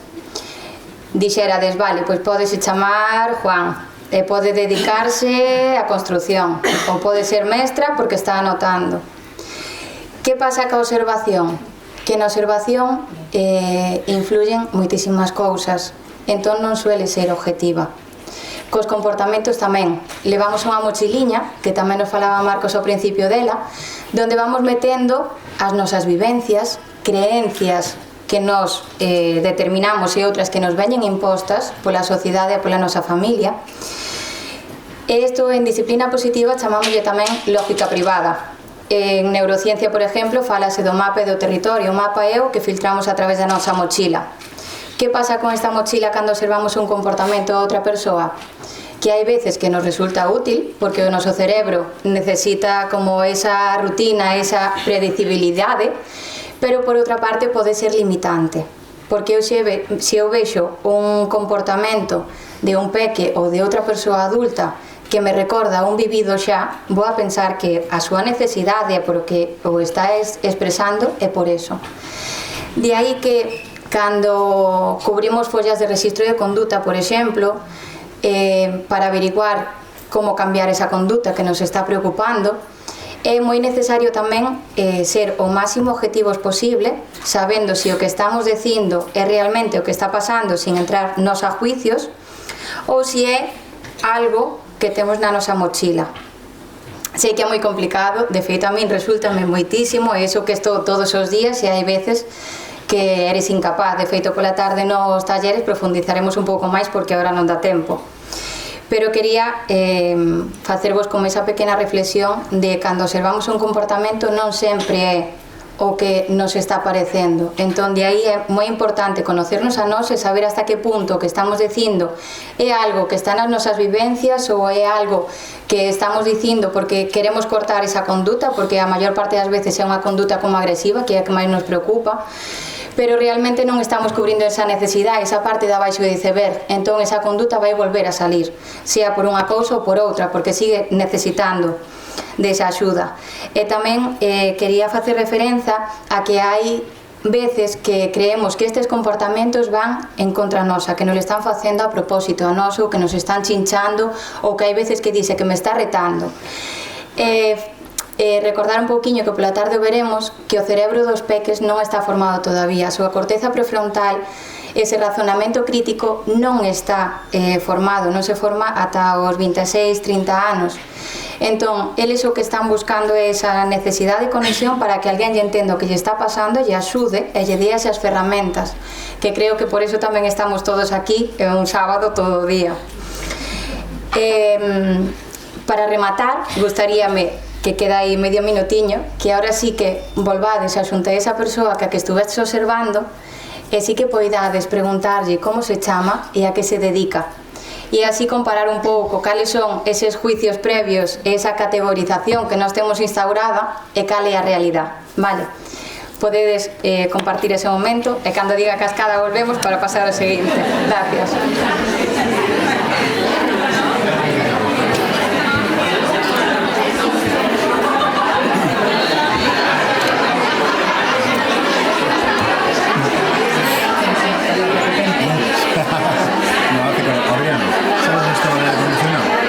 Sí, ya lo encendí yo. Lo encendí yo. Lo encendiste.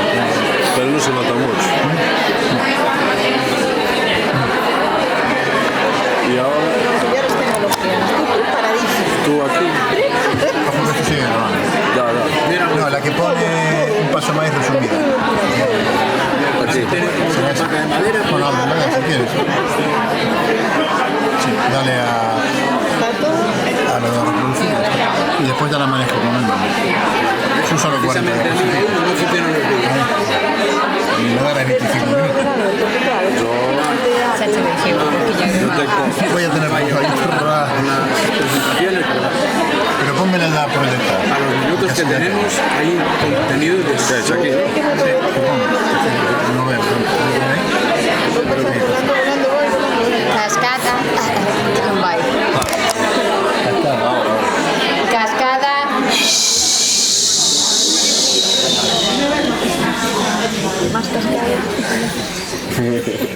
Cos peques suelo repetilo e de feito hai veces eles que queren decir algo importante e co resto non lle fan caso, normal, e utilizan o da cascada a ver se lle prestan atención, que é como frústrome que non me fan caso.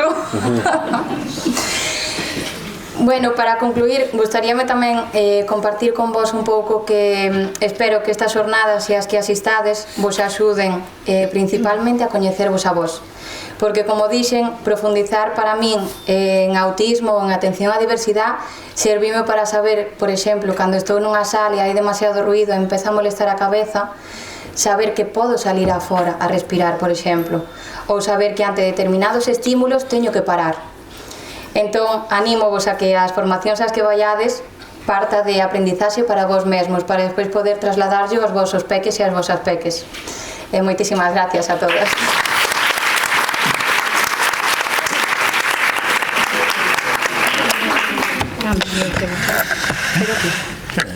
Sí, póngase esa rota. Hola. Bueno, buen día a todos y a todas. Moderador, a ella le sobraron 5 minutos, me los puedo quedar para mí. Bueno, a mí me toca venir a hablaros de un paso más de la asociación. La verdad que en vez de venir aquí a soltaros un rollo que al final solamente es teórico y no dice mucho, yo lo que hice fue preparar una presentación con las cosas que hacemos e intentar ir rápido, ¿vale? Porque sí que me pasó este día que me pongo a hacer una presentación con todas nuestras actividades y la verdad que me asombré a mí mismo de la cantidad de cosas que se están haciendo y se hizo infinito, con deciros que hay 40 diapositivas y he hecho un resumen, con esto digo todo. Así que sí que os comentaré lo más importante, pero el resto intentaré ir a más velocidad. No sé si está puesto el volumen, porque algún vídeo sí que tiene sonido, pero si no, bueno, en ese momento, no te preocupes, en ese momento pues le pauso y ya está. Bueno, nada, deciros que Un Paso Más lleva ya casi 12 años funcionando. Si bien esta ejecutiva hace 1 año y medio que estábamos, más o menos, antes estuvo ahí nuestro presi fundador, Manuel Cantelar, que ahora ya no ejerce en la parte directiva, pero sí que sigue estando en primera línea de trabajo y bueno, se tuvo que ir. Pero realmente algo que empezó él y Loli Varela, que ya no está entre nosotros, pues nosotros les relevamos porque bueno, ya necesitaban realmente un descanso, pero intentamos seguir con la línea que ellos marcaron porque realmente estaba funcionando bien, la asociación gozaba de buena salud, hubo el típico parón de pandemia, pero a pesar de eso pues consideramos que las cosas se estaban haciendo bien y no vimos necesidad de hacer un cambio radical. Esta asociación lo que intenta es normalizar precisamente las situaciones de las familias que tienen que vivir y convivir con la discapacidad. No se trata de hacer nada extraordinario, sino simplemente de normalizar esta situación. Un poco lo que hablabais por la mañana en el turno de preguntas, ¿no? Nosotros sí que creemos que nuestros niños, nuestras niñas tienen derecho a hacer todo igual que los demás, y lo que se trata es eso, de hacer lo mismo, solo que con las adaptaciones que sean necesarias, ¿no? Este fue un poco nuestra puesta de largo. Aprovechamos que era época navideña, trajimos un Papá Noel. No un Papá Noel cualquiera, un Papá Noel motero, que ya por segundo año consecutivo viene a entretener a nuestros peques, y la verdad que fue un arranque bastante bonito, ¿no? Luego el Concello de Carballo también puso a nuestra disposición, ya van 2 años también, una recepción con los Reyes Magos, los de verdad, esos que vienen de Oriente, no unos disfrazados con perdón, de los chinos. Y la verdad que, bueno, es súper emocionante, sobre todo la primera vez que lo hicimos, ¿no? Porque creo recordar que había chicos de 17, 18, 19 años que nunca habían podido ir a ver a los Reyes Magos. Mirad lo que os estoy diciendo, no os estoy diciendo niños de edad infantil, os hablo ya de casi hombres y mujeres, ¿no? O sin casi. Y bueno, fue muy emocionante escuchar a sus papás decir que es la primera vez que pudieron ir, porque no pueden hacer colas de 2 horas, no pueden estar metidos en el mogollón. Y la verdad que cuando encuentras estas cosas, pues te sientes muy a gusto, ¿no? Nuestras fiestas de carnavales, el entroido también, insisto, nuestras actividades no son solo para los niños, son para la familia, son para los amigos, para los vecinos, son para todo aquel que nos quiera acompañar. Mucha gente que está en la asociación no es que no tenga hijos con discapacidad, algunos no tienen ni hijos siquiera, ¿vale? Pero vienen a compartir ese momento con nosotros, a disfrutar, y nosotros súper felices de que eso sea así. Luego tenemos también mucho tipo de actividades, no solo es juego, no solo es terapia, también es un poco divulgación o formación, como estas jornadas. Todos los años hacemos un circuito por los coles, ¿vale? Vamos haciendo las visitas y llevamos el deporte adaptado. Nosotros al inicio del curso mandamos un correo a los coles y ellos se ponen en contacto los que tienen interés o disponibilidad o les encaja en sus actividades. Y bueno, el primer año la verdad que nos ceñimos solamente a Carballo y pusimos 1000 niños, pero realmente seguramente fueron más, ¿vale? Que pasaron por nuestras actividades ese año. También inauguramos el cine inclusivo, alquilamos la sala de cine para la asociación, con un volumen adaptado, con luces encendidas, que los niños puedan entrar y salir sin estar molestando al público que no tiene culpa de nuestro movimiento, ¿no? Y bueno, es una forma de empezar a introducirlos. Algunos aguantan toda la peli, otros están media hora, otros están 15 minutos, o entran, están un rato fuera y vuelven a salir, bueno, etcétera, ¿no? Y la verdad que funciona bastante bien. Bueno, estas fueron las jornadas del año pasado, muchos veo que repetís. Supongo que será que os gustó o que nos queréis dar una segunda oportunidad, ¿no? En todo caso, gracias por estar aquí otra vez. Bueno, esto más de las jornadas. Luego también hacemos estos respiros familiares. Este fue al Ecoparque Atalaya, donde cogimos un autobús, lo llenamos con nuestras familias y ya nos fuimos un día entero. No era precisamente un entorno adaptado, ni muchísimo menos. La adaptación a veces hace falta, como tienes problemas de movilidad y otras cosas, pero nosotros al final nos adaptamos a cualquier entorno, ¿vale? Nosotros vamos, habrá niños que lo podrán hacer todo, otros harán menos cosas, pero así somos todos también, ¿no? Todos podemos ir a un parque de atracciones y, oye, a mí me da miedo la montaña rusa y no voy, no pasa nada, voy a otra atracción. Los niños es igual, tampoco tenemos que obsesionarnos con que tenemos que ir a un sitio que no haya ningún tipo de barrera arquitectónica ni impedimento. A veces no pasa nada. Mientras unos niños van a una cosa, otros van a otra, ¿vale? Pero como la vida misma, como nos pasa a nosotros también. El surf, una de nuestras actividades estrellas, la verdad, es la típica actividad que cuando te la proponen te da un poco de miedo, ¿no? Dices, ostras, es que mi niño tiene 4 o 5 años, tiene TEA, tiene TDAH, ¿cómo lo voy a llevar a surf? O sea, se me va a morir, es lo primero que piensas, no, me lo van a matar. Y luego llegas ahí y te encuentras con que para nada, ¿no? El ADN surfero que tienen estos monitores, la verdad que los hacen muy especiales para tratar con los peques y es quizás una de nuestras actividades estrellas, ¿vale? Funciona de mil maravillas, los niños van encantados. La única pega de esta actividad, ¿sabes cuál es? Que no tenemos plazas suficientes, porque siempre se apuntan más de los que somos capaces de abarcar. Entonces lo que intentamos es todos los meses hacer como mínimo una actividad de surf, ¿vale? y bueno, ir introduciéndolos en este vicio tan saludable, ¿no? Tenemos la suerte que el área de turismo de la Diputación está muy pendiente de nosotros en estas actividades y sí que ellos nos hacen huecos. Por ejemplo, este fue el Día Internacional del Surf, también una prueba del Campeonato Mundial dedicó una tarde entera a un paso más. Fue una cosa increíble que nosotros como asociación pequeña no nos lo podríamos permitir nunca, ¿vale? Tiene que ser un ente tan importante como la Diputación el que nos lo facilite, y la verdad que es un gustazo trabajar con ellos porque solo hay que llevar los niños, el resto lo hacen todo, y eso es fantástico. También probamos con la hípica, también aprovechamos el bautismo hípico para hacer también un respiro familiar, y en esa tarde no solo los niños sino también las familias, pues estuvimos ahí de merienda viendo cómo disfrutaban los peques y hablando de nuestras cosas, porque es muy importante, ¿no?, que las familias nos juntemos y compartamos experiencias. Aquí fue la repetición del surf, como podéis ver. Luego nuestras actividades extraescolares, estas fueron las del primer año. También contactamos con un gimnasio local y bueno, venía un monitor a darnos pues actividades para que los niños al final jueguen, ¿no? Que no toda la vida es terapia, ellos también necesitan jugar y pasarlo bien. Luego hicimos un taller de comunicadores digitales, este fue curioso, vino Gil y Isabel a daros. Cuando organizamos este taller dijimos, bueno, haremos un taller para 20, y cogimos un local pequeñito, y después resulta que en 48 horas ya éramos 25 inscritos y tuvimos que venirnos para aquí también, ¿no? Da gusto, la verdad, tener que trastocar los planes por bien, no por mal. Luego también intentamos participar en todo, ¿vale? La Asociación Cascabullo y la Asociación de Fiestas del Barrio de Milagrosa nos invitó a participar en un montón de actividades. Ahí tenemos nuestros peques en un taller de olería y ahí los tenéis pintando un mural. Si cogéis ahora la calle Compostela en dirección Santiago, el mural que tenéis en la acera izquierda, que sepáis que ahí estuvieron trabajando nuestros peques, ¿vale? Yo no sé si hubo más pintura en la pared o en ellos mismos al acabar, pero el caso es que lo pasaron súper bien. Este año empezamos a colaborar con Enki, ¿vale? Vienen ellos a darnos las extraescolares también, la verdad que un éxito, los martes y los viernes.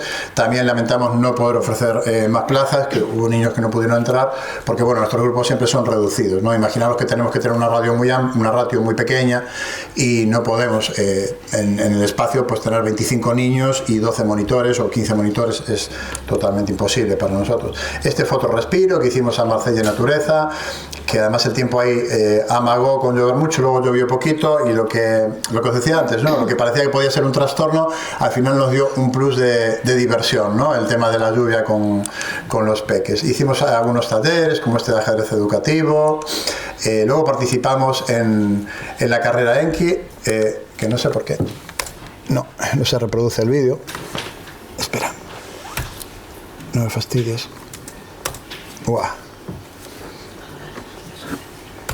Perdón, problemas del directo. Con el contagioso. Y no se reproduce el vídeo y me va a fastidiar un montón. Bueno, no se reproduce el vídeo, lo siento, no desconozco el motivo. Bueno, participamos en la carrera Enki. No se va a reproducir. Algún problema de códex en el ordenador. Bueno. La verdad que fue una experiencia también maravillosa. Pusimos un bus para ir hasta Coruña, fuimos todos juntos y la verdad que fue un día espectacular. Y bueno, gracias a participar en la carrera, pues también la asociación nos premió con un fin de semana en la nieve en Manzaneda, ahí fuimos todos otra vez. Esto lo organizó Proyecto Enki y bueno, la verdad que fue un fin de semana espectacular, ¿verdad?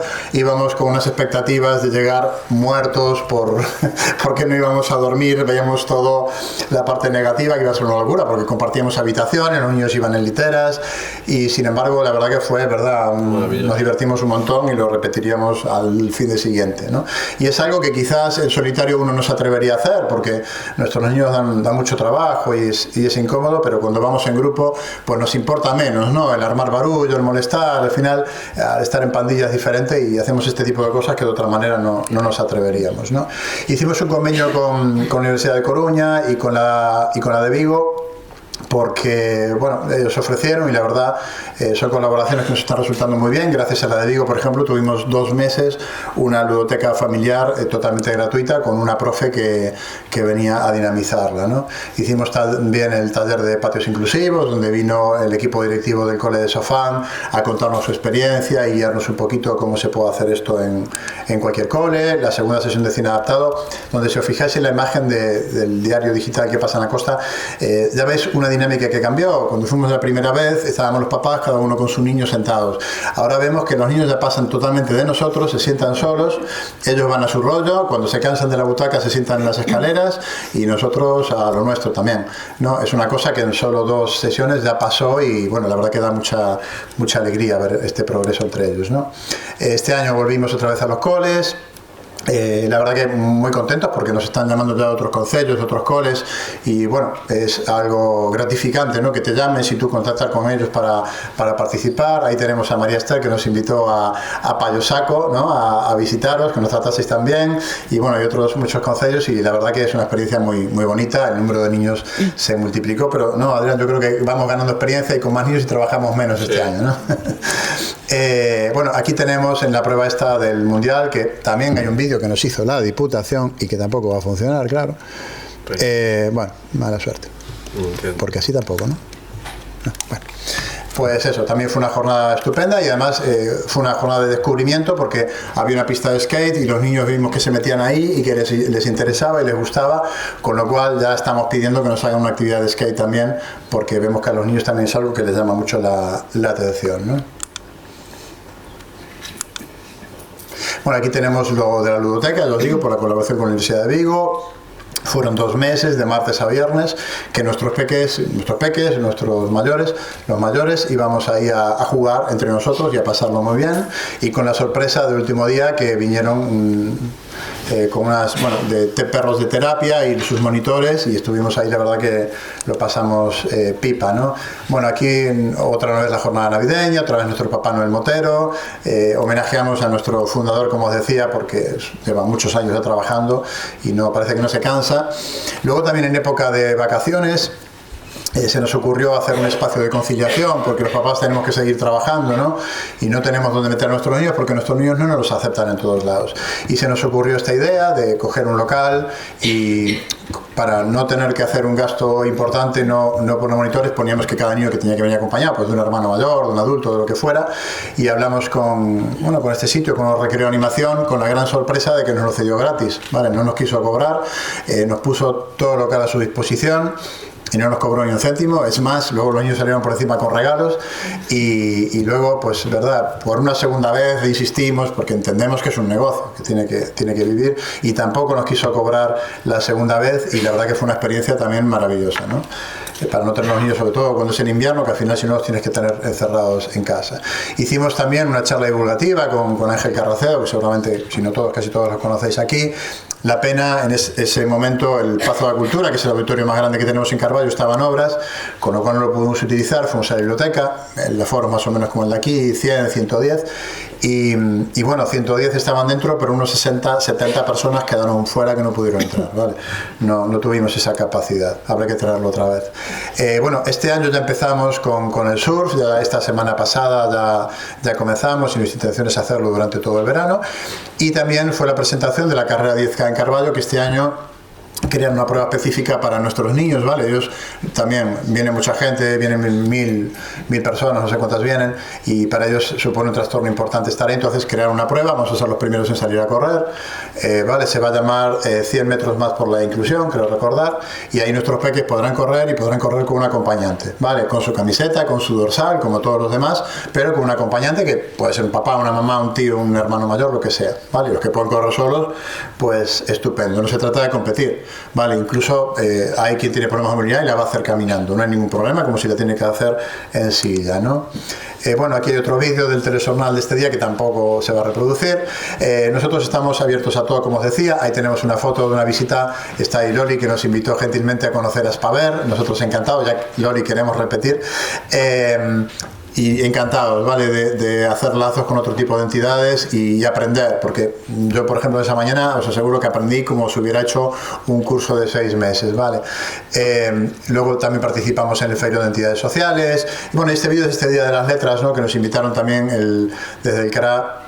Fuimos hasta Mens, una macro quedada, no recuerdo cómo se llamaba, que la verdad que lo pasamos genial, llevamos el deporte inclusivo y la verdad que fue maravilloso, ¿no?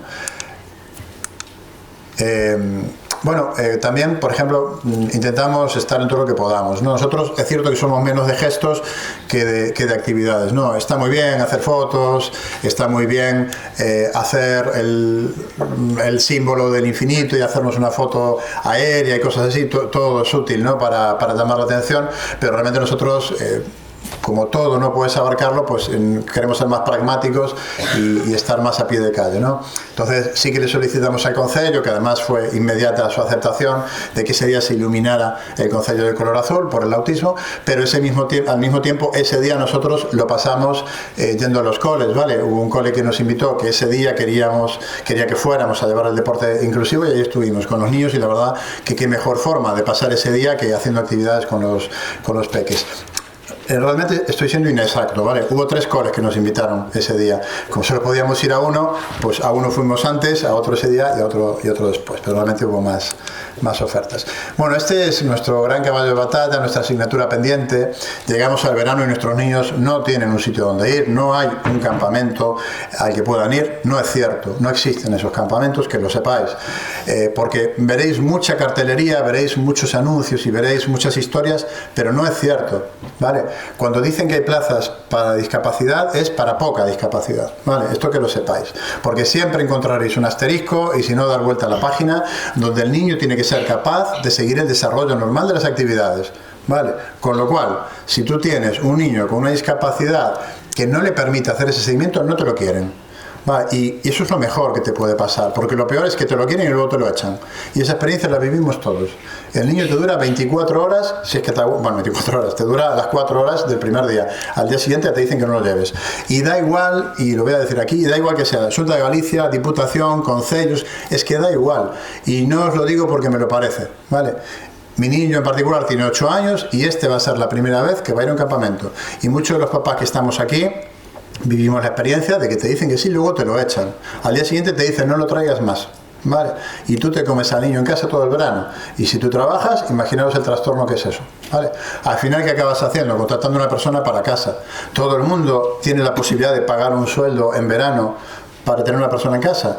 Bueno, a veces es lo comido por lo servido. Como tienes que ir a trabajar, pues tienes que ir a trabajar y la tienes que contratar, ¿vale? Y bueno, asumes ese roto económico, ¿vale?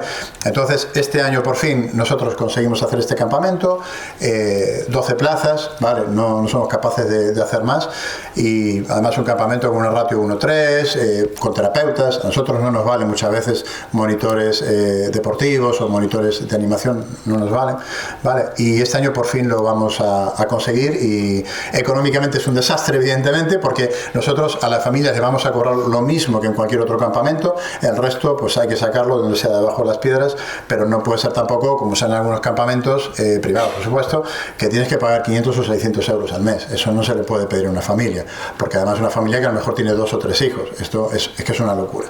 Bueno, entonces la verdad que muy contentos nosotros de que este año por fin podemos hacer esto. Esta es una primicia que os quería dar, pero no va a reproducir, y es un pecado. Nada, esto es una película documental. Es una mamá que durante 10 años ha grabado a sus hijos. Uno de ellos tiene TEA, el otro es neurotípico, y de esto se ha hecho una película. Se está proyectando en toda España, en grandes ciudades, y nosotros... casi seguro que hemos conseguido traerla a Carballo, ¿vale? Y cuando digo nosotros, no digo un paso máis, digo un paso máis, digo pase niño, digo aspaver y digo íntegro, ¿vale? La intención, hoy hemos estado hablando, luego los detalles los sabremos más adelante, es hacer un pase en Carballo, ¿vale? Para que todo el mundo pueda venir a verlo. Ya os garantizo que es una película de estas de llorar, ¿vale? No estilo Puentes de Madison, de llorar de verdad, y porque, bueno, es muy emotiva, porque es eso, es una mamá grabando con su cámara, y la verdad que yo vi el tráiler y es bastante emocionante, ¿vale? Pues ya os adelanto, ya os mandaremos para que os animéis a participar, ¿vale? A asistir. Bueno, nada, aquí para ir acabando, nada, os animo a haceros voluntarios. Tenemos un equipo de voluntariado muy bueno, la verdad, muy entusiasta. Podéis venir cuando queráis, ¿vale? Lo que tenemos es un listado de voluntarios. Cada vez que sale una actividad os mandamos simplemente un correillo, y cuando os apetece, cuando podéis venir, cuando no, no. Pero bueno, la verdad que no solo es útil, sino que es muy emocionante cuando, por ejemplo, no voy a decir nombres, María, vienes como voluntaria y te pones ahí el neopreno y te metes con los niños al razo con un frío que pela, ¿vale? Y para nosotros no solo es útil, sino que es muy emocionante.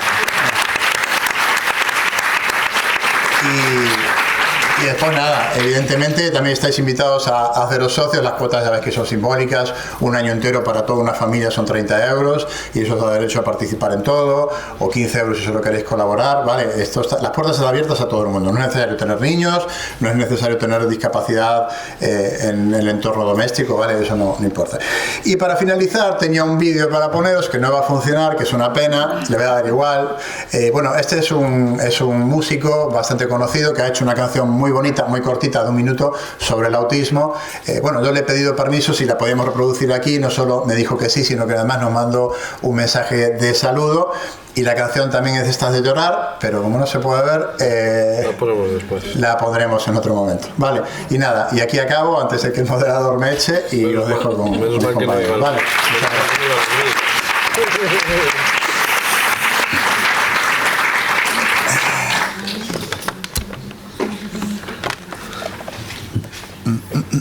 Sí.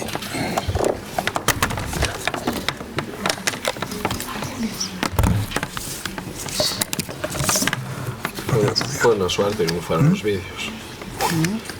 No, pero mejor, digo. Dale ahí, para que mira ella. Que funcione, pues. ¿No va? ¿Antes funcionaba? Sí. Ya está. Sí. Bueno, sería a primeira vez que me funciona a tecnología, os que xa me conocedes, todo un milagro.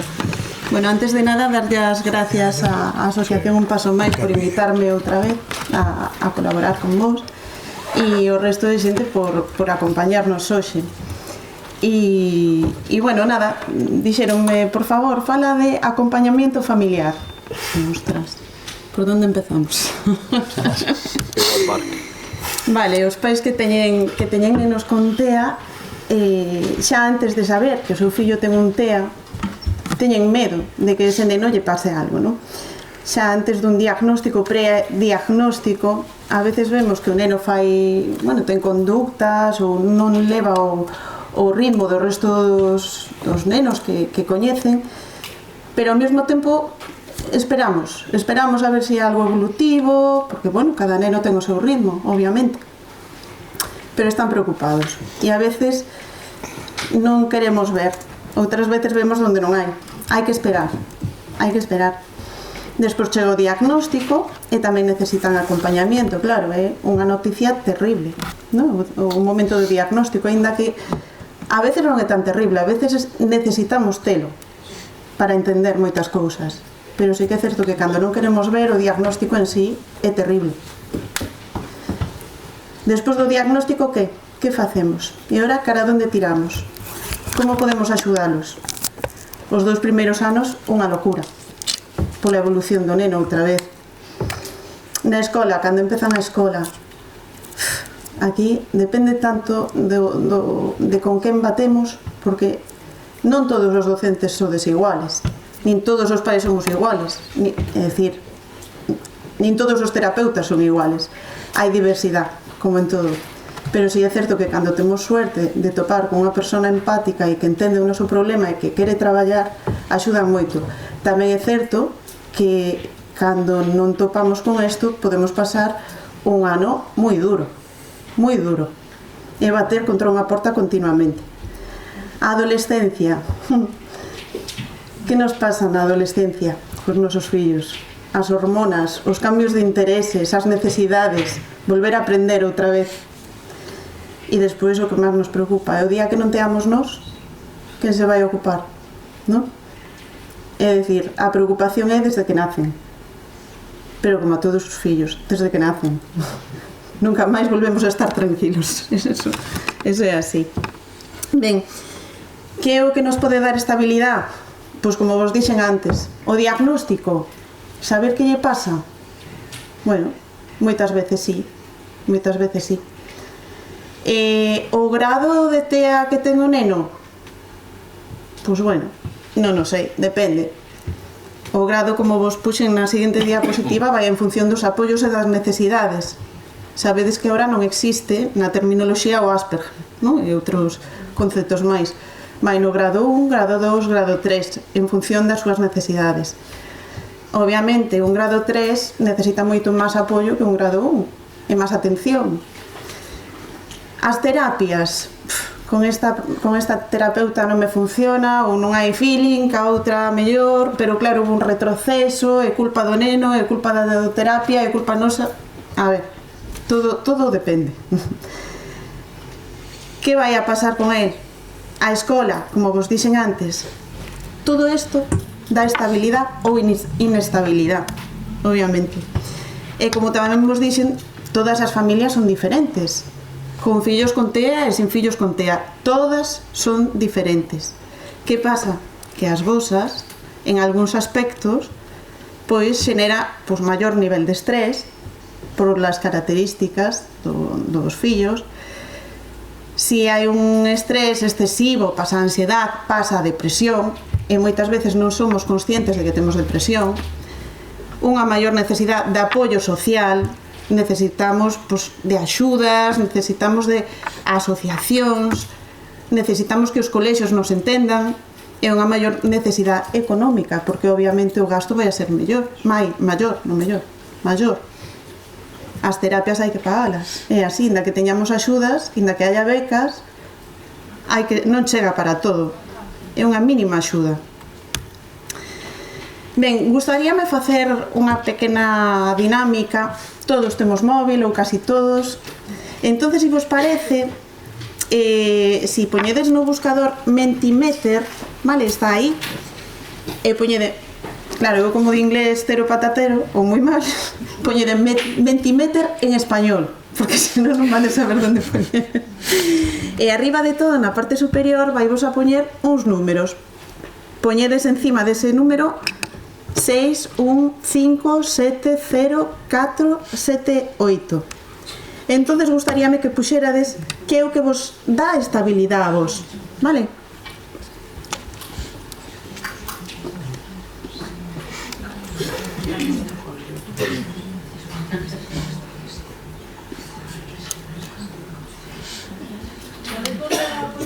Sí, perdón, sí. Védelo así ou amplío? Espera. Sí? Entrastes en dificultad? E vos que?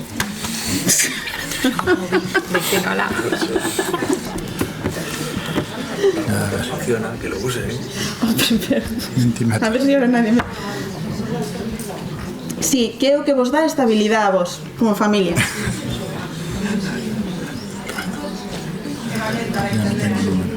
No hay cobertura ahí. Ay.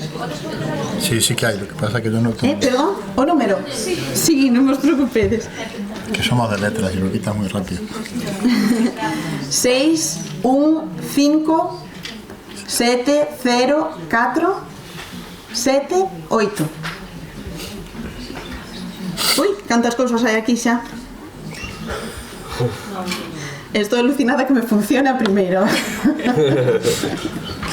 A comprensión, a comunicación, o bienestar emocional, o apoio económico, a escoita activa, a protección, a confianza, a rutina, o respeto, o apoio, o entendemento, a tranquilidade. Ui, aquí hai alguén que puxo a protección. Despois falaremos deso. Eu carto, sabes? Eso xa o puxo. Xa o dixo nos cartos. O tempo xuntos. Mirade todas as cosas que necesitamos ou que pedimos para ter estabilidade. Vale. Despois falaremos deso outra vez. Ainda seguides poñendo. Bueno, xa. Vale. Bien.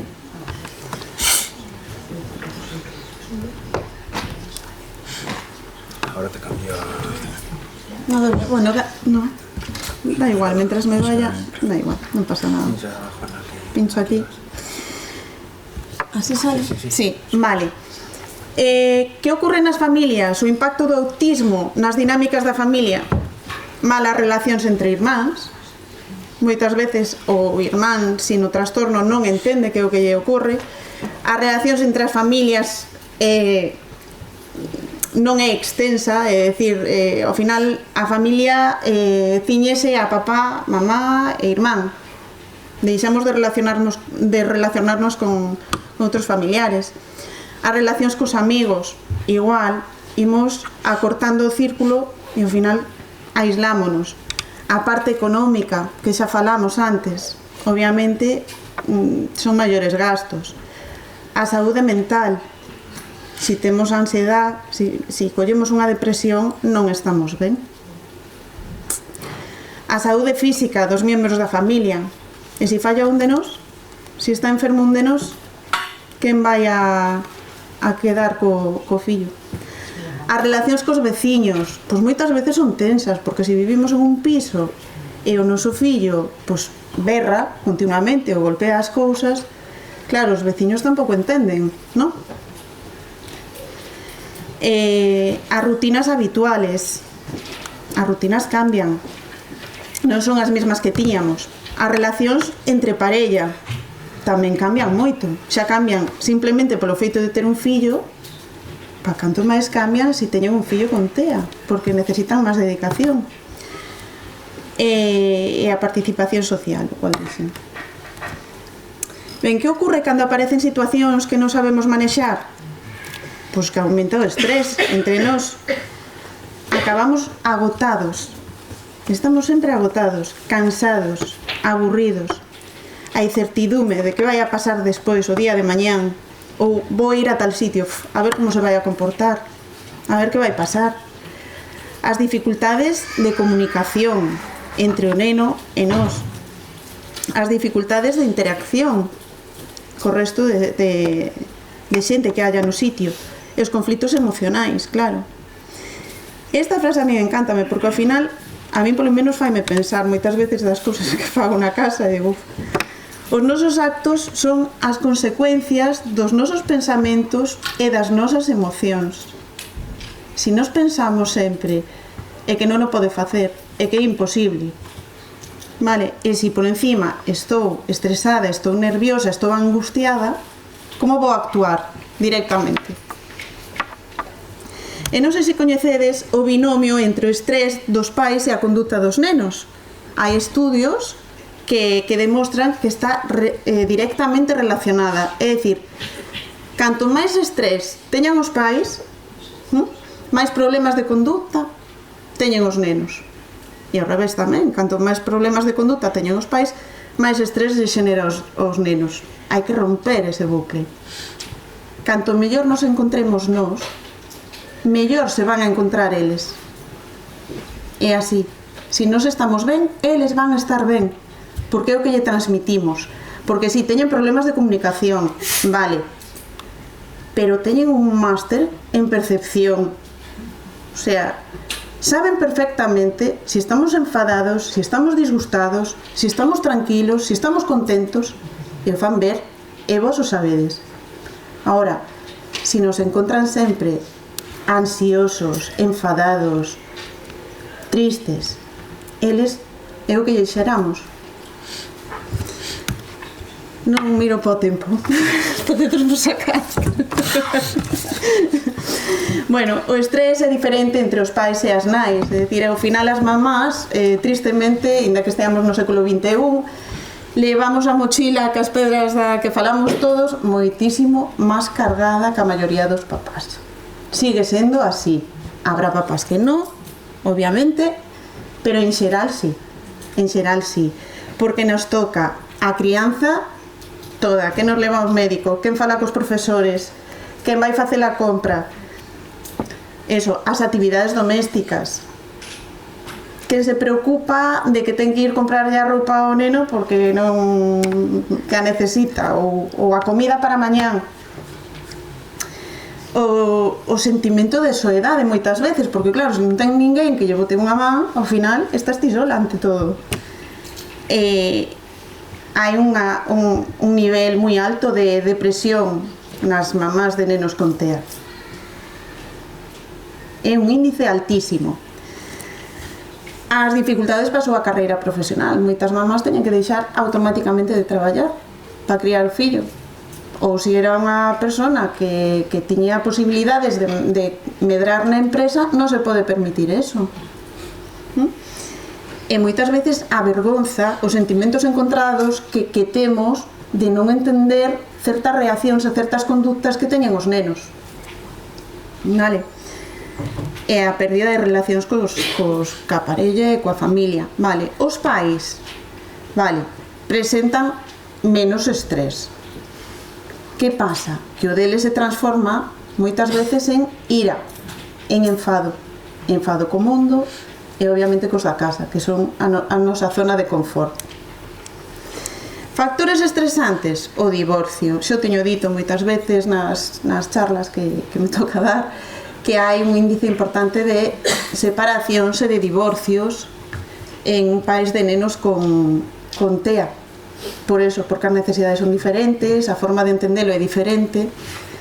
E bueno, as mudanzas de casa, eso é un desequilibrio terrible. A morte dun membro da familia, os problemas económicos, os problemas laborales, porque se ainda por encima de todo o que tes na casa, ainda por encima a empresa che pon impedimentos para conciliar.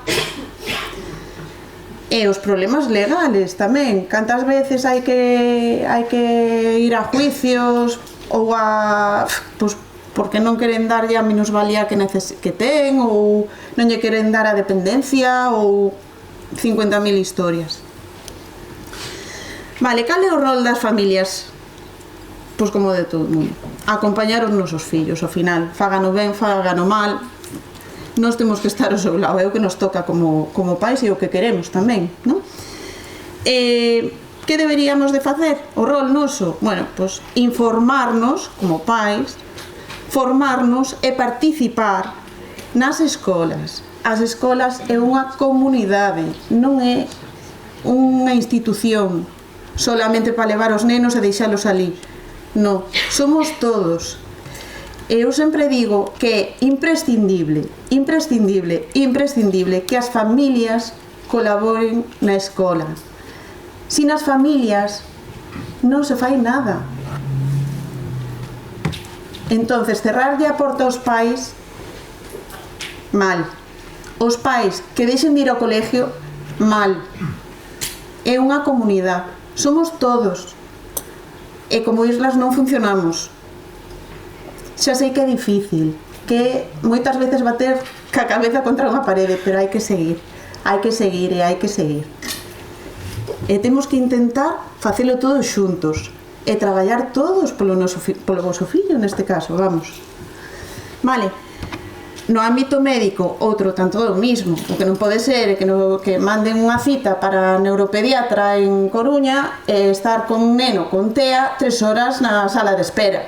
Obviamente, cando o neno entre, que vai facer? Bueno, xa na sala de espera. A ver. Pero tampouco facemos nada non levando os nenos, Teñen que ver a realidade. Teñen que ver a realidade. Vale. Que desvalija a sala de espera? Pois estupendo. A próxima vez van poñer unha hora moi puntual e van a entrar, vamos, van a abrir as dúas portas e vamos a ver nada máis entrar. Claro, se ides vos solos, que facemos? Non? É a maneira. É a maneira. No ámbito social, igual. Pois bueno, hai que ir a servicios sociais, que eu creo que funciona ben. As entidades como un Paso Máis e outras, hai que colaborar entre todos, vale? E o que se debe de facer é iso, un plan individualizado para cada neno. Defender os seus dereitos, sí, e as responsabilidades tamén. Todos teñen responsabilidades, porque teñan TEA, siguen tendo responsabilidades, unha cousa non ten que ver ca outra. Eu sempre digo, unha cousa é a diversidade, vale, pero hai que poñer límites tamén, hai que enseñalos, nadie nace enseñado, ningún neno nace enseñado. Vale, proporcionar as condicións adecuadas para manter unha adecuada salud integral, obviamente telo na casa todo o día vendo a televisión ou cas tecnologías, cas pantallas, non é darlle salud, nin é ben para el, nin é ben para nadie. e proveer as condicións que se necesitan para recreo e socialización. Bueno, vou agilizar un pouco, perdón, enrollome como unha persiana. Como podemos promover a resiliencia nas familias? Coñecedes a palabra resiliencia? Eu sempre digo que a vou a marcar aquí, non teño tatuajes, pero de verdad que se poño algún vai a ser resiliencia, porque é o que nos queda a todos. É dicir, sobre todo ter sentido de pertenencia á familia. Temos que estar máis unidos que nunca e ir todos na mesma dirección, porque no momento en que un pai vai hacia un lado, a nai vai hacia outro, o neno vai ir hacia o lado que lle parezca, vale? Entonces, é importantísimo a comunicación e o sentido ese de que non, somos un bloque todos hacia o mesmo lado, que unhas veces nos equivocamos, bueno, non pasa nada, todo o mundo se equivoca, pois hacia outro, pero todos xuntos. Hai que traballar a comunicación na familia tamén, non é simplemente o que diga eu, habrá que debatir certas cousas, repartir as funcións e as tarefas da casa, por favor, que bueno, a cada paso creo que máis se reparten, pero non é todo do papel da muller, nin todo nin nada, a mitad polo menos. É ser positivos, é dicir, o noso pensamento ten que, sí, mira, vamos a probar, por que non vai a sair? Pois está ben, vamos dar unha oportunidade, non? Tamén hai que ser realistas, obviamente non vamos a ir facer unha escalada, non? Cada un ten as súas limitacións, pero eso, dentro de unha perspectiva positiva.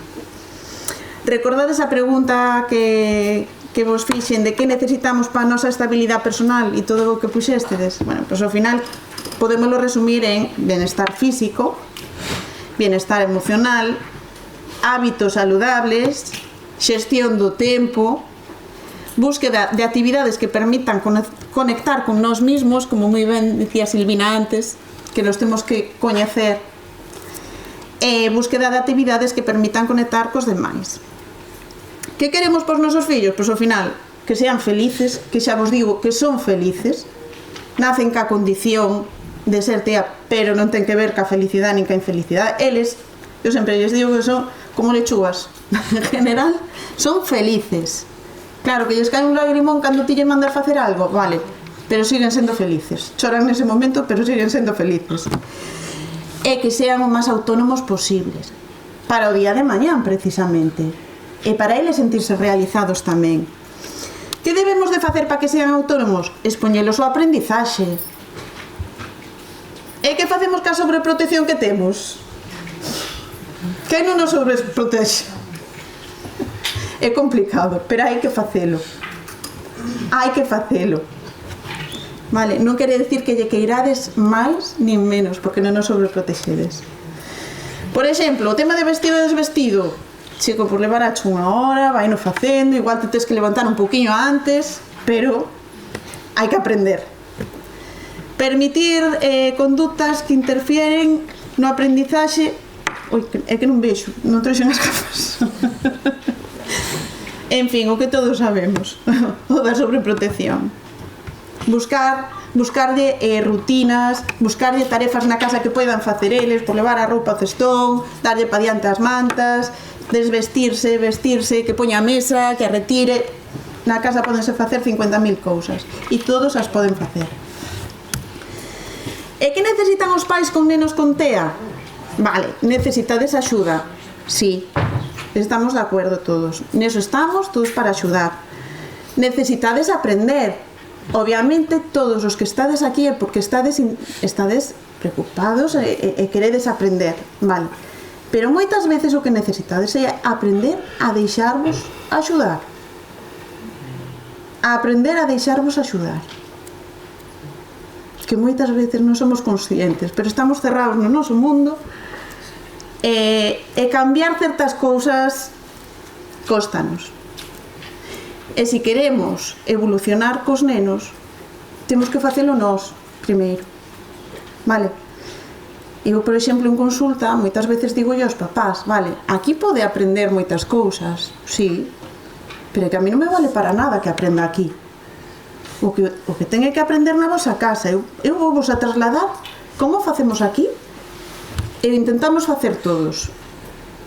Porque eu que quero é que o fagan na casa, que lle valga para el, para vos. non na consulta. Entonces, claro, si poñemos unhas pautas que a mí me funcionan, si me funcionan a min, a vos tamén vos funcionan, pero hai que facelas. E con todo isto, antes, seguramente diredes, bueno, esta foi xa pinza de todo, é verdad. Cando viña para aquí, mira, vivo aquí ao lado, e eu me de estartalar con 2 coches. Menos mal que viña a modo, que non suelo vir moi a modo, normalmente ando a full.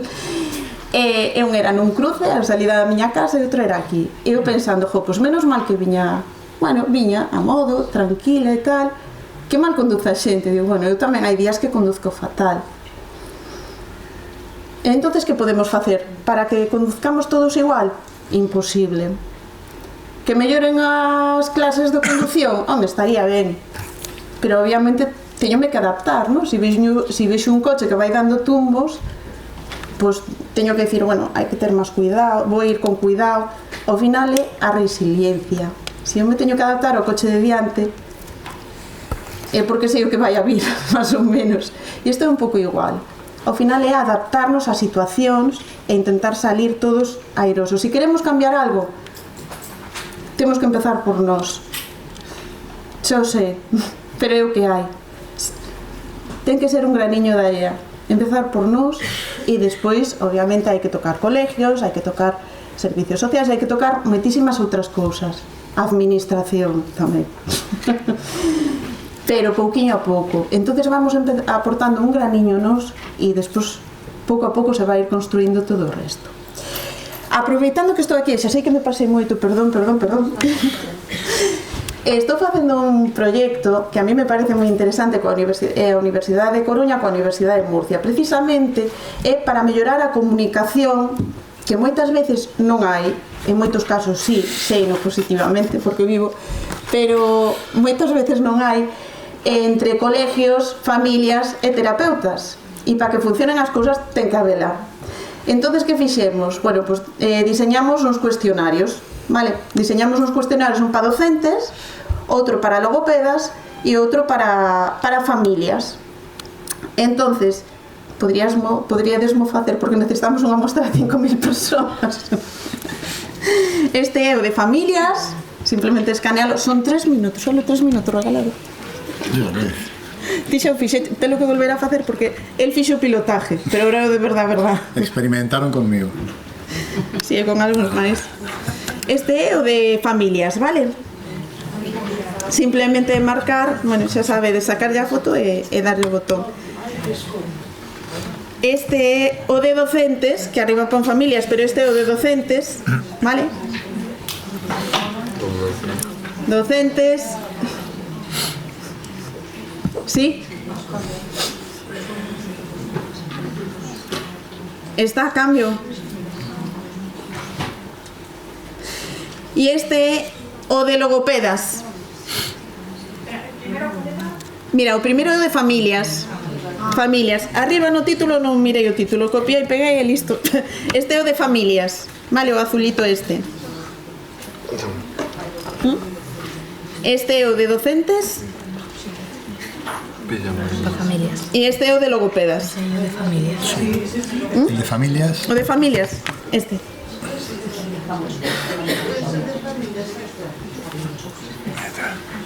Igualmente lle deixarei os links a Valentín, sí, para que poidan difundir a familias e logopedas e docentes.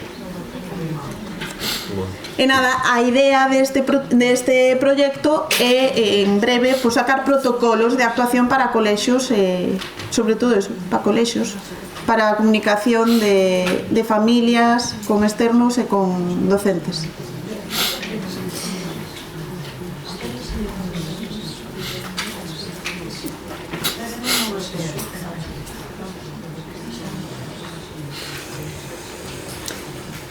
Este é o de logopedas, queredes que vos lo cambie outra vez? O de profes, no, este é de logopedas, o de profes é este turquesa. Pero lo pueden guardar y hacerlo después. Lo pueden guardar y hacerlo después, digo. Sí, claro. Porque si no... Sí, vamos a peor ainda. Bueno, e nada... Perdón? Claro. Sí, sí, claro, nada. E 1 millón de gracias por escoitarme. Sei que me pasei 3 pueblos, pero non pensei que tuvera tan pouco tempo.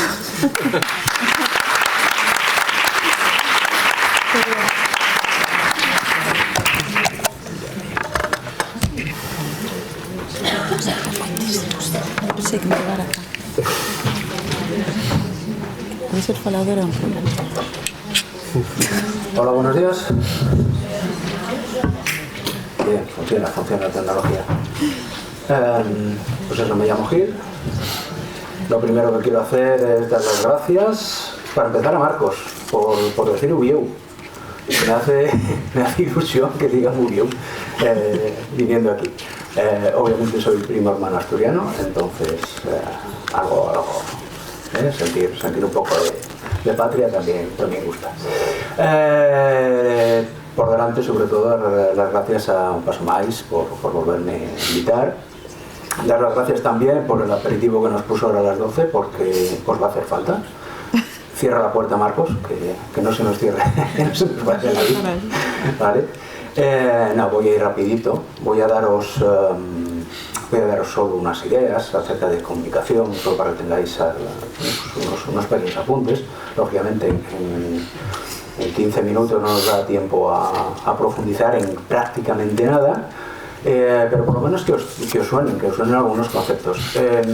Por otro lado, voy a tratar de ir todavía más rápido, porque sí me encantaría escuchar a Juan, que creo que va a ser más interesante que todo lo que yo os pueda decir, que además está en internet. O sea, le preguntáis a Gemini y seguro que sabe más que yo, porque últimamente saben más que cualquiera de nosotros. Bueno, pues nada, a ver, que me voy que tampoco me traje las gafas, pero bueno, da igual, no hay problema.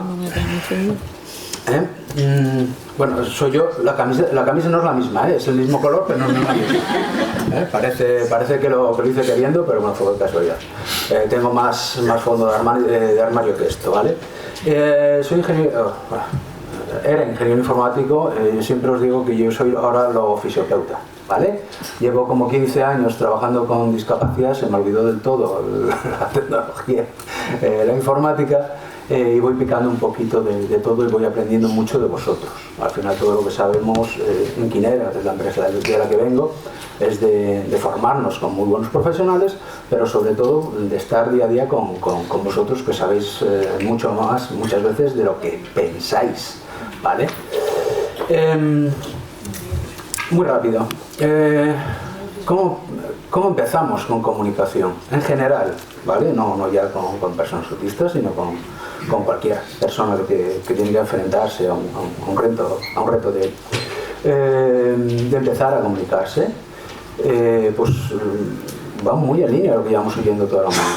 O sea, lo más básico es que suene un poco mal, pero huir de etiquetas y conocer a la persona, ¿vale? Estoy muy acostumbrado, cada vez menos por suerte, que se apliquen terapias en base a, ¿vale? No es que entonces hay, no, vamos a conocer a la persona, ¿vale? Cada persona es un mundo, y yo suelo decir que en el mundo en el que nosotros estamos, en la discapacidad en general, cada persona no es un mundo, es un universo, porque además cambia mucho. Los que estáis en educación sabéis que el niño que se va en junio no es el que viene en septiembre, ¿vale? O sea, las cosas hay que estar ahí. Entonces, lo primero siempre conocer a la persona. Nosotros nos basamos mucho a la hora de trabajar en el Continuum of Communication Independent, que bien sonó, que bien me quedó, que es un estudio que marca estos 5 estados de desarrollo de lenguaje, ¿vale? Tenéis el enlace, yo sí, eso te pasaría luego el PowerPoint para que tengáis los enlaces y podéis profundizar un poquito más, ¿vale? Por no enterar. ¿Y por qué hay que conocer a la persona? Porque yo entiendo que todos los que estamos aquí, más o menos, nos consideramos competentes a la hora de comunicarnos, ¿sí? Y alguna vez visteis un tablero de comunicación, ¿a que sí? Y tenéis la sensación de que vais a poder comunicaros con un tablero de comunicación, ¿a que sí? Por ejemplo, este.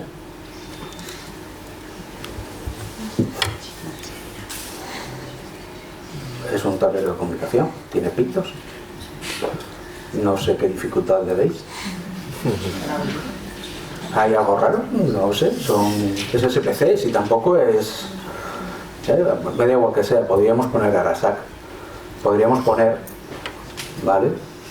Entonces es muy importante hacer una buena valoración y no empezar simplemente a poner plus, ¿vale? Tableros, plus, venga, ahí va, lo pongo y a los 2 meses no funciona. Voy a cambiar, ¿vale? No va a funcionar, yo os lo digo. A los 2 meses podéis cambiar por lo que queráis, que no va a funcionar, ¿vale? Otra idea que os quiero mostrar, que está empezando a trabajarse mucho a nivel internacional, va relativo a las ecolalias, que además en las personas autistas es algo que suele ser también bastante recurrente. Se está empezando ahora a mover mucho, pero sin embargo, si os dais cuenta, hay estudios ya desde 1965, se empieza a hablar de que las ecolalias pueden ser de 2 tipos. Pueden ser no interactivas, que son aquellas que no tienen ningún tipo de propósito, o interactivas que sí que tienen un propósito comunicativo. En base a eso, ahora últimamente se está hablando mucho, no sé si os suena el concepto Gestalt, ¿vale? Últimamente se está comentando mucho. No hay mucha evidencia sobre el uso de los gestalts, pero es algo que hay que tener siempre presente, ¿vale? Y esto nos lleva a la obligación de estar muy pendientes siempre de lo último que se va investigando. ¿Por qué? Porque se está usando mucho, no hay evidencia todavía, pero en algún momento, ¿vale? Empezarán a salir estudios acerca de la idoneidad o no de utilizar el Gestalt en el desarrollo del lenguaje.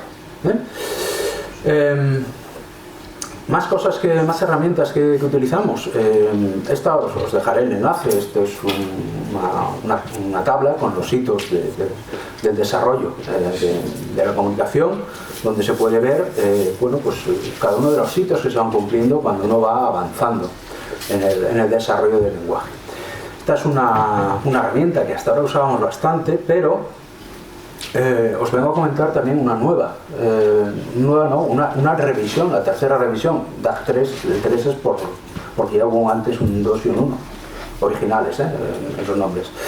El DAG 3, DAG en general, es una cuadrícula de valoración que nos ayuda mucho a tener una imagen del punto de desarrollo comunicativo en el que está una persona en concreto. Porque muchas veces la gran dificultad que tenemos es saber cómo trabajar, dónde empezar a trabajar. Muchas veces nos quedamos estancados en un mismo objetivo y en un mismo punto. Y, es que no lo consigue. No es que no consiga. Es que ya está hasta las narices de hacer lo mismo. ¿Vale? Eso ya lo tenemos conseguido, vamos a ir avanzando. Y es una muy buena herramienta, luego por la tarde lo veremos tranquilamente, ¿vale? Pero os dejaré enlaces, se puede descargar gratuito.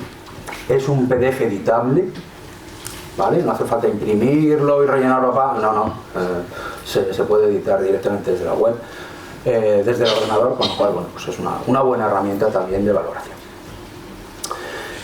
Lo más importante del DAG 3 es que es una actualización. ¿Vale? Es una revisión actualizada de los objetivos y, por ejemplo, se hace mucho hincapié en lectoescritura, que es algo que muchas veces en el desarrollo del lenguaje se tiene muy olvidado, pero que creemos que es vital, un poco por lo que venimos diciendo también. Cuanto antes adquiramos lectoescritura, mayor autonomía vamos a tener en nuestro desempeño en el día a día. Bueno, que sepáis eso, que está traducido por una gente que se llama Quinera y otra que se llama La Fábrica de Palabras. Algunos sonará a alguno y otros, pues, si no suena, echarles un vistazo porque son empresas interesantes. ¿Qué le vamos a hacer? ¿Qué voy a decir yo? Y además se hizo un trabajo importante en la traducción a la hora no solo de traducir el formulario, sino las instrucciones para rellenar ese formulario, dando ejemplos muy claros de cómo hay que rellenar ese formulario, y mostrando claramente, por ejemplo, la cadena de apoyos, y teniendo también otras herramientas que son muy útiles en el desarrollo del lenguaje. Voy rapidito, ya os digo, cualquier cosa, tendréis el PDF. Esta tarde, los que tengáis hueco, hablaremos un poco más en profundidad, pero por lo menos dejaros esas nociones en el aire. Vamos a ver un poco vale, ya sí, tenemos una valoración hecha, ya tenemos un poco claro en el punto en el que estamos, qué herramientas tenemos. Pues una de las primeras cosas que tenemos que ver es el nivel en el que estamos, el nivel inicial, el nivel emergente. Es muy importante diseñar un poco lo que veis, ¿vale? Actividades que requieran muy poco esfuerzo y que sean muy altamente motivantes, ¿vale? Yo muchas veces voy a centros o estoy con padres y me dicen, no, vamos a hacer una prueba, que escriba su nombre. Perdona, ¿para qué voy a escribir mi nombre? A ver, Andrés, escribe tu nombre. Ya sabes que me llamo Andrés. Que voy a hacer el esfuerzo de escribir, ¿vale? Hay que hacer actividades inicialmente con muy bajo esfuerzo y que sean muy motivantes, y luego poco a poco ir subiendo el grado de dificultad en todos los sentidos. También es muy habitual, sobre todo en colegios, estos chavaletes además nos cogen por la mano enseguida. En cuanto les intentas exprimir un poco, tuercen un poco y entonces ya cedes y empiezas a hacer otra vez actividades sencillas.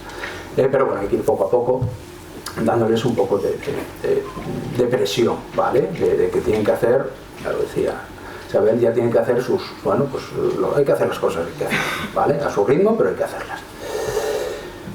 Para eso también es muy importante, cuando tenemos dificultades de comunicación, utilizar sistemas de comunicación adecuados, ¿vale? Tienen que tener vocabularios amplios, que permitan adaptarse muy bien al momento comunicativo en el que estamos, creciendo, ocultando, o con cualquiera de las estrategias que hay a la hora de diseñar un sistema de comunicación. Tienen que ser capaces de permitir un lenguaje formulado, es decir, palabras ya hechas, ¿vale? Pero muchos las usamos habitualmente y no nos damos cuenta. Entras a un centro comercial, se te acerca el dependiente y lo primero que le dices es solo estoy mirando. Tío, si no te pregunté, perdona, tío, o sea, te sale ya, ya tienes el chip del botoncito de charla rápida y dices, no, solo estoy mirando. Tienen que ayudar, sobre todo, a todo el entorno, a todos los compañeros de comunicación, a todos los interlocutores, a modelar. ¿Y por qué modelar? Pues si queréis os vuelvo a poner el tablero de comunicación en japonés. Realmente cuando ponemos un sistema pictográfico, estamos exigiendo a la persona que hable en un idioma distinto. Yo estoy hablando con un lenguaje oral, te estoy poniendo unos dibujos delante y espero que seas capaz de entender que tus ideas tienen que pasar a los dibujos, sin ningún tipo de modelo. ¿Cómo aprendemos habitualmente a hablar? Pues con Bad Daddy y con esta música que escuchamos habitualmente. Me refiero, hay modelos a la hora pues modelar es lo mismo. Tenemos que tiene que ser un sistema que nos permita usar este mismo sistema de comunicación con nuestros usuarios, ¿vale? Un montón de cosillas, pero sobre todo hacer hincapié en la lectoescritura.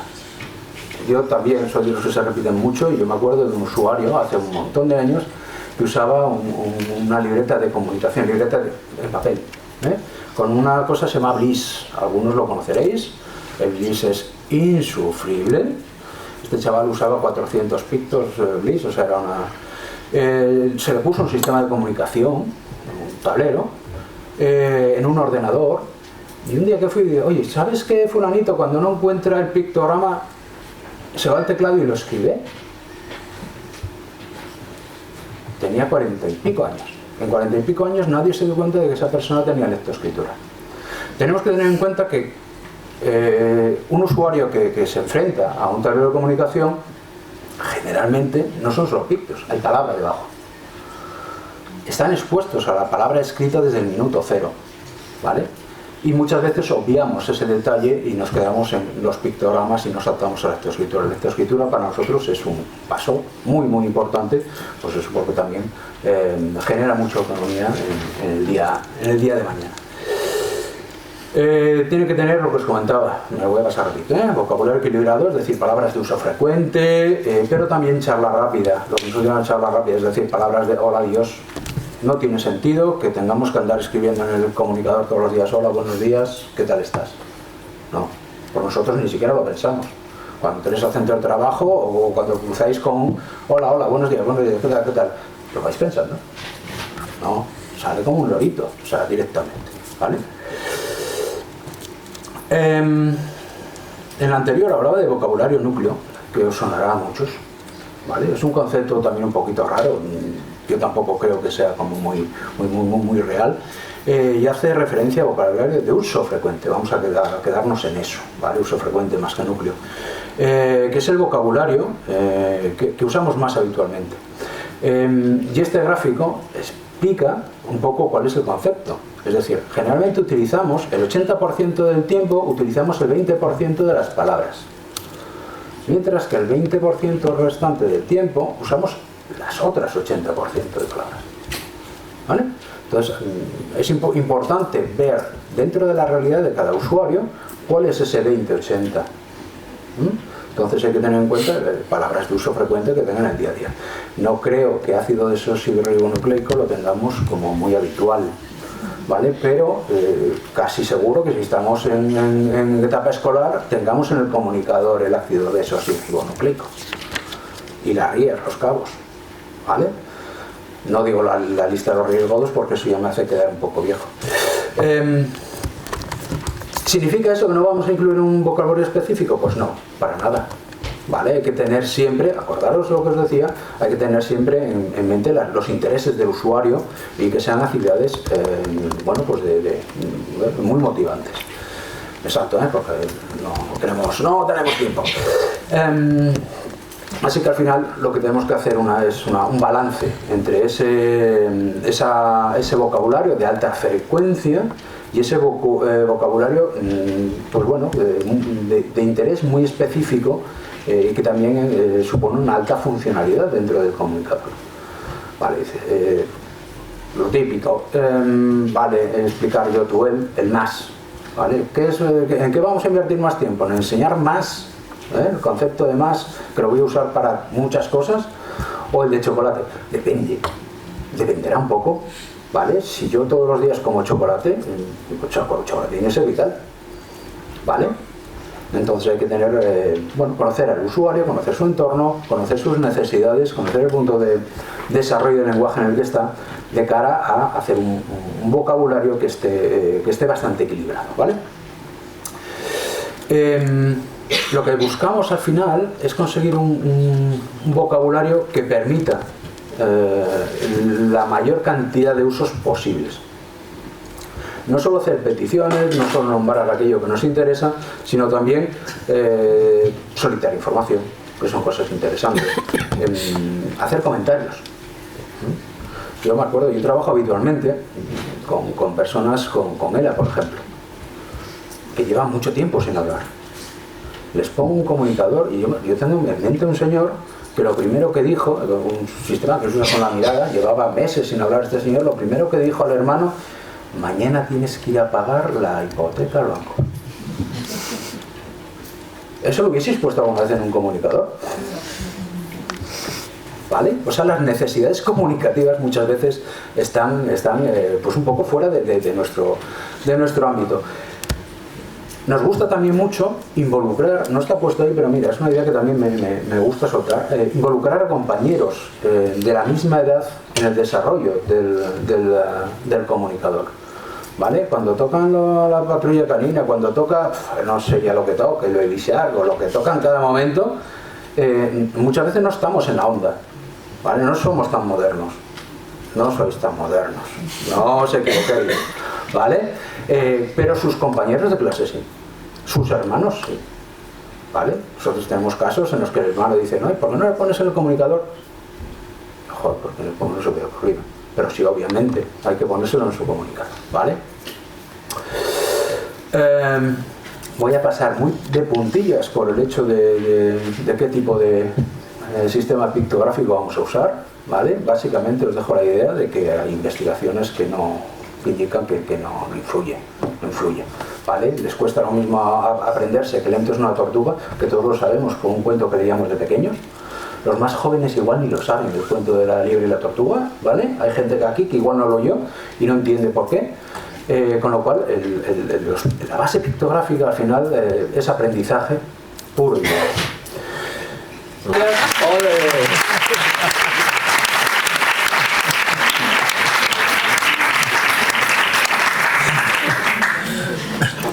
Hola, Juan, por favor. Hola. ¿Ahora? Sí. Sí, habla. Sí. Bueno, pues chámome Juan Díaz Puente.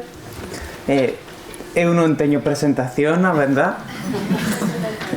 Así que, bueno, en principio veño a falar das miñas experiencias en Serán. A mí no 2012, eu son do 2004, así que con 8 anos diagnosticáronme que tiña trastorno do espectro autista. Logo xa no 23, fai relativamente pouco, resulta que tamén tiña trastorno de déficit de atención para complementar, pero bueno, eso sabiu despois. No seu momento, pois non sei moi ben o que decir, na verdad. Na primaria amigos non tiña. Nos estudos iba ben, aunque, bueno, era a primaria, tampouco é gran mérito.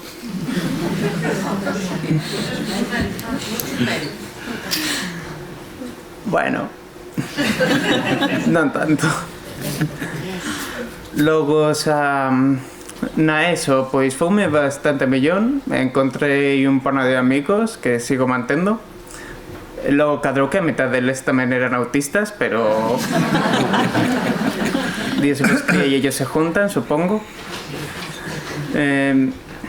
Esto é como, sabedes o típico que se di de que chistes de negros só poden facer nos negros e similares, non? Sí.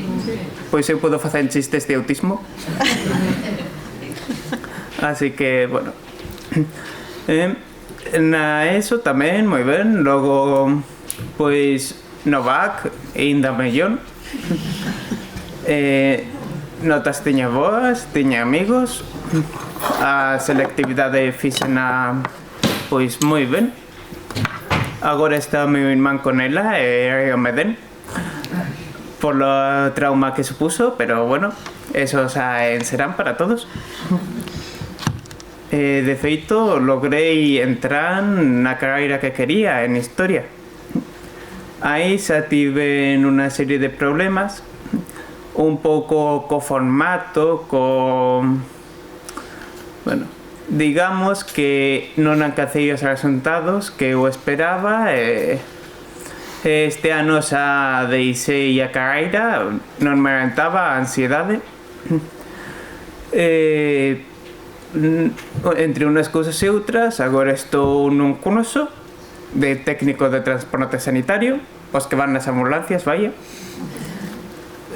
Gustoume moito máis do que pensaba. Bueno, bombos tamén. A verdade é que, pois eso, desde que teño 8 anos empecé aí na terapia entón, sigo nela. Sí que noto que mellorei moito en certos aspectos.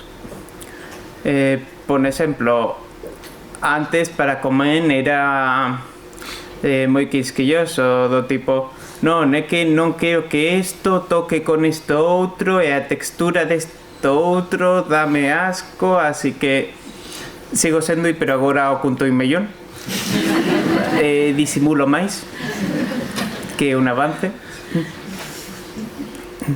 Ou, por exemplo, sociabilizar, o dito, na primaria non socializaba con ninguén. De feito, non sei de que foi dos meus compañeiros, e tampouco eran tantos. Non teño nin idea de onde van. Agora, sen embargo, sí que teño un círculo social máis amplio. Por exemplo, os findes normalmente vou a unha asociación de xogos de mesa e pasámoslo moi ben, a verdad. Logo, pois sí que é certo que doume conta de que as miñas capacidades pois non son as mesmas que as do resto. Vaya, perdón, é que traume. Por onde iba? As túas capacidades... Sí. Venme de cato de que as miñas capacidades en certos ámbitos non son como as do resto, nin moito menos. É dicir, por exemplo, en cuestión de motricidade, xa tirei a toalla. Eu escribindo con 2 dedos no portátil son feliz. Ou por exemplo, sei que hai certas áreas nas que destaco. O das áreas de interese que se ve, por exemplo, en series ou películas, eso sí que é certo que é verdad. No sei un momento, por exemplo, sendo neno, deume polos dinosaurios, tiña un libro así grande e sabíamos de memoria, literalmente de memoria, podía recitarlo. Logo coa maquinaria do campo, logo coa bioloxía, deume durante un tempo, un pouco de todo. Coa historia tamén, que de feito eu por eso entrei, inda que a deixara gústame moitísimo. Bueno, a verdad, o dito, sempre contei con moito apoio. Igual na universidade, que xa era algo máis impersonal, pois eso faltoume. É dicir, en bachiller, en primaria, secundaria, sei que contei con moito apoio xa dos terapeutas, xa da miña nai, o meu pai, da miña tía. Sempre estiven moi agapado. Bueno, logo empezou a fallar cando na universidade, en parte porque xa estaba solo, a parte da independencia nin tan mal, pero sí que me poñía trabas a min mismo no que veñen sendo as cotas as que quería chegar, porque bueno, xa desde a primaria o que eu tiña bo eran as notas. Non había nada máis por lo que destacase na clase, así que supoño que aí foi quedando un pouco esas autoexpectativas que tampouco viñan impostas por ninguén. É dicir, os meus pais, o dito, apoiábanme, xa me decían que se non era en 4 anos, que a sacaría en 6, que non había prisa, pero non me funcionou, a verdad. Bueno, non sei canto máis teño que añadir para cumplir co tempo. Si queres, xa podemos falar. Podemos dar un aplauso.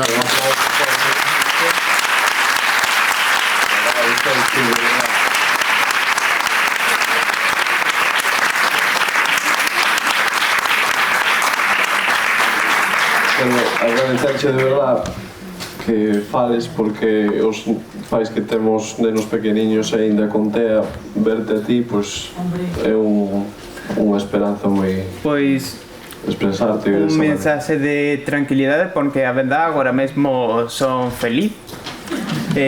Non sei, o curso gústame, xa vou salín con prácticas de empresa, teño parella, amigos... Non sei.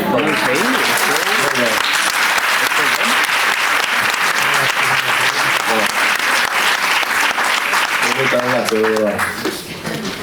De nada, vamos a comer. Nos vemos por la tarde. Nos vemos a las 4:30. 4:30. Gracias. Mira que bien.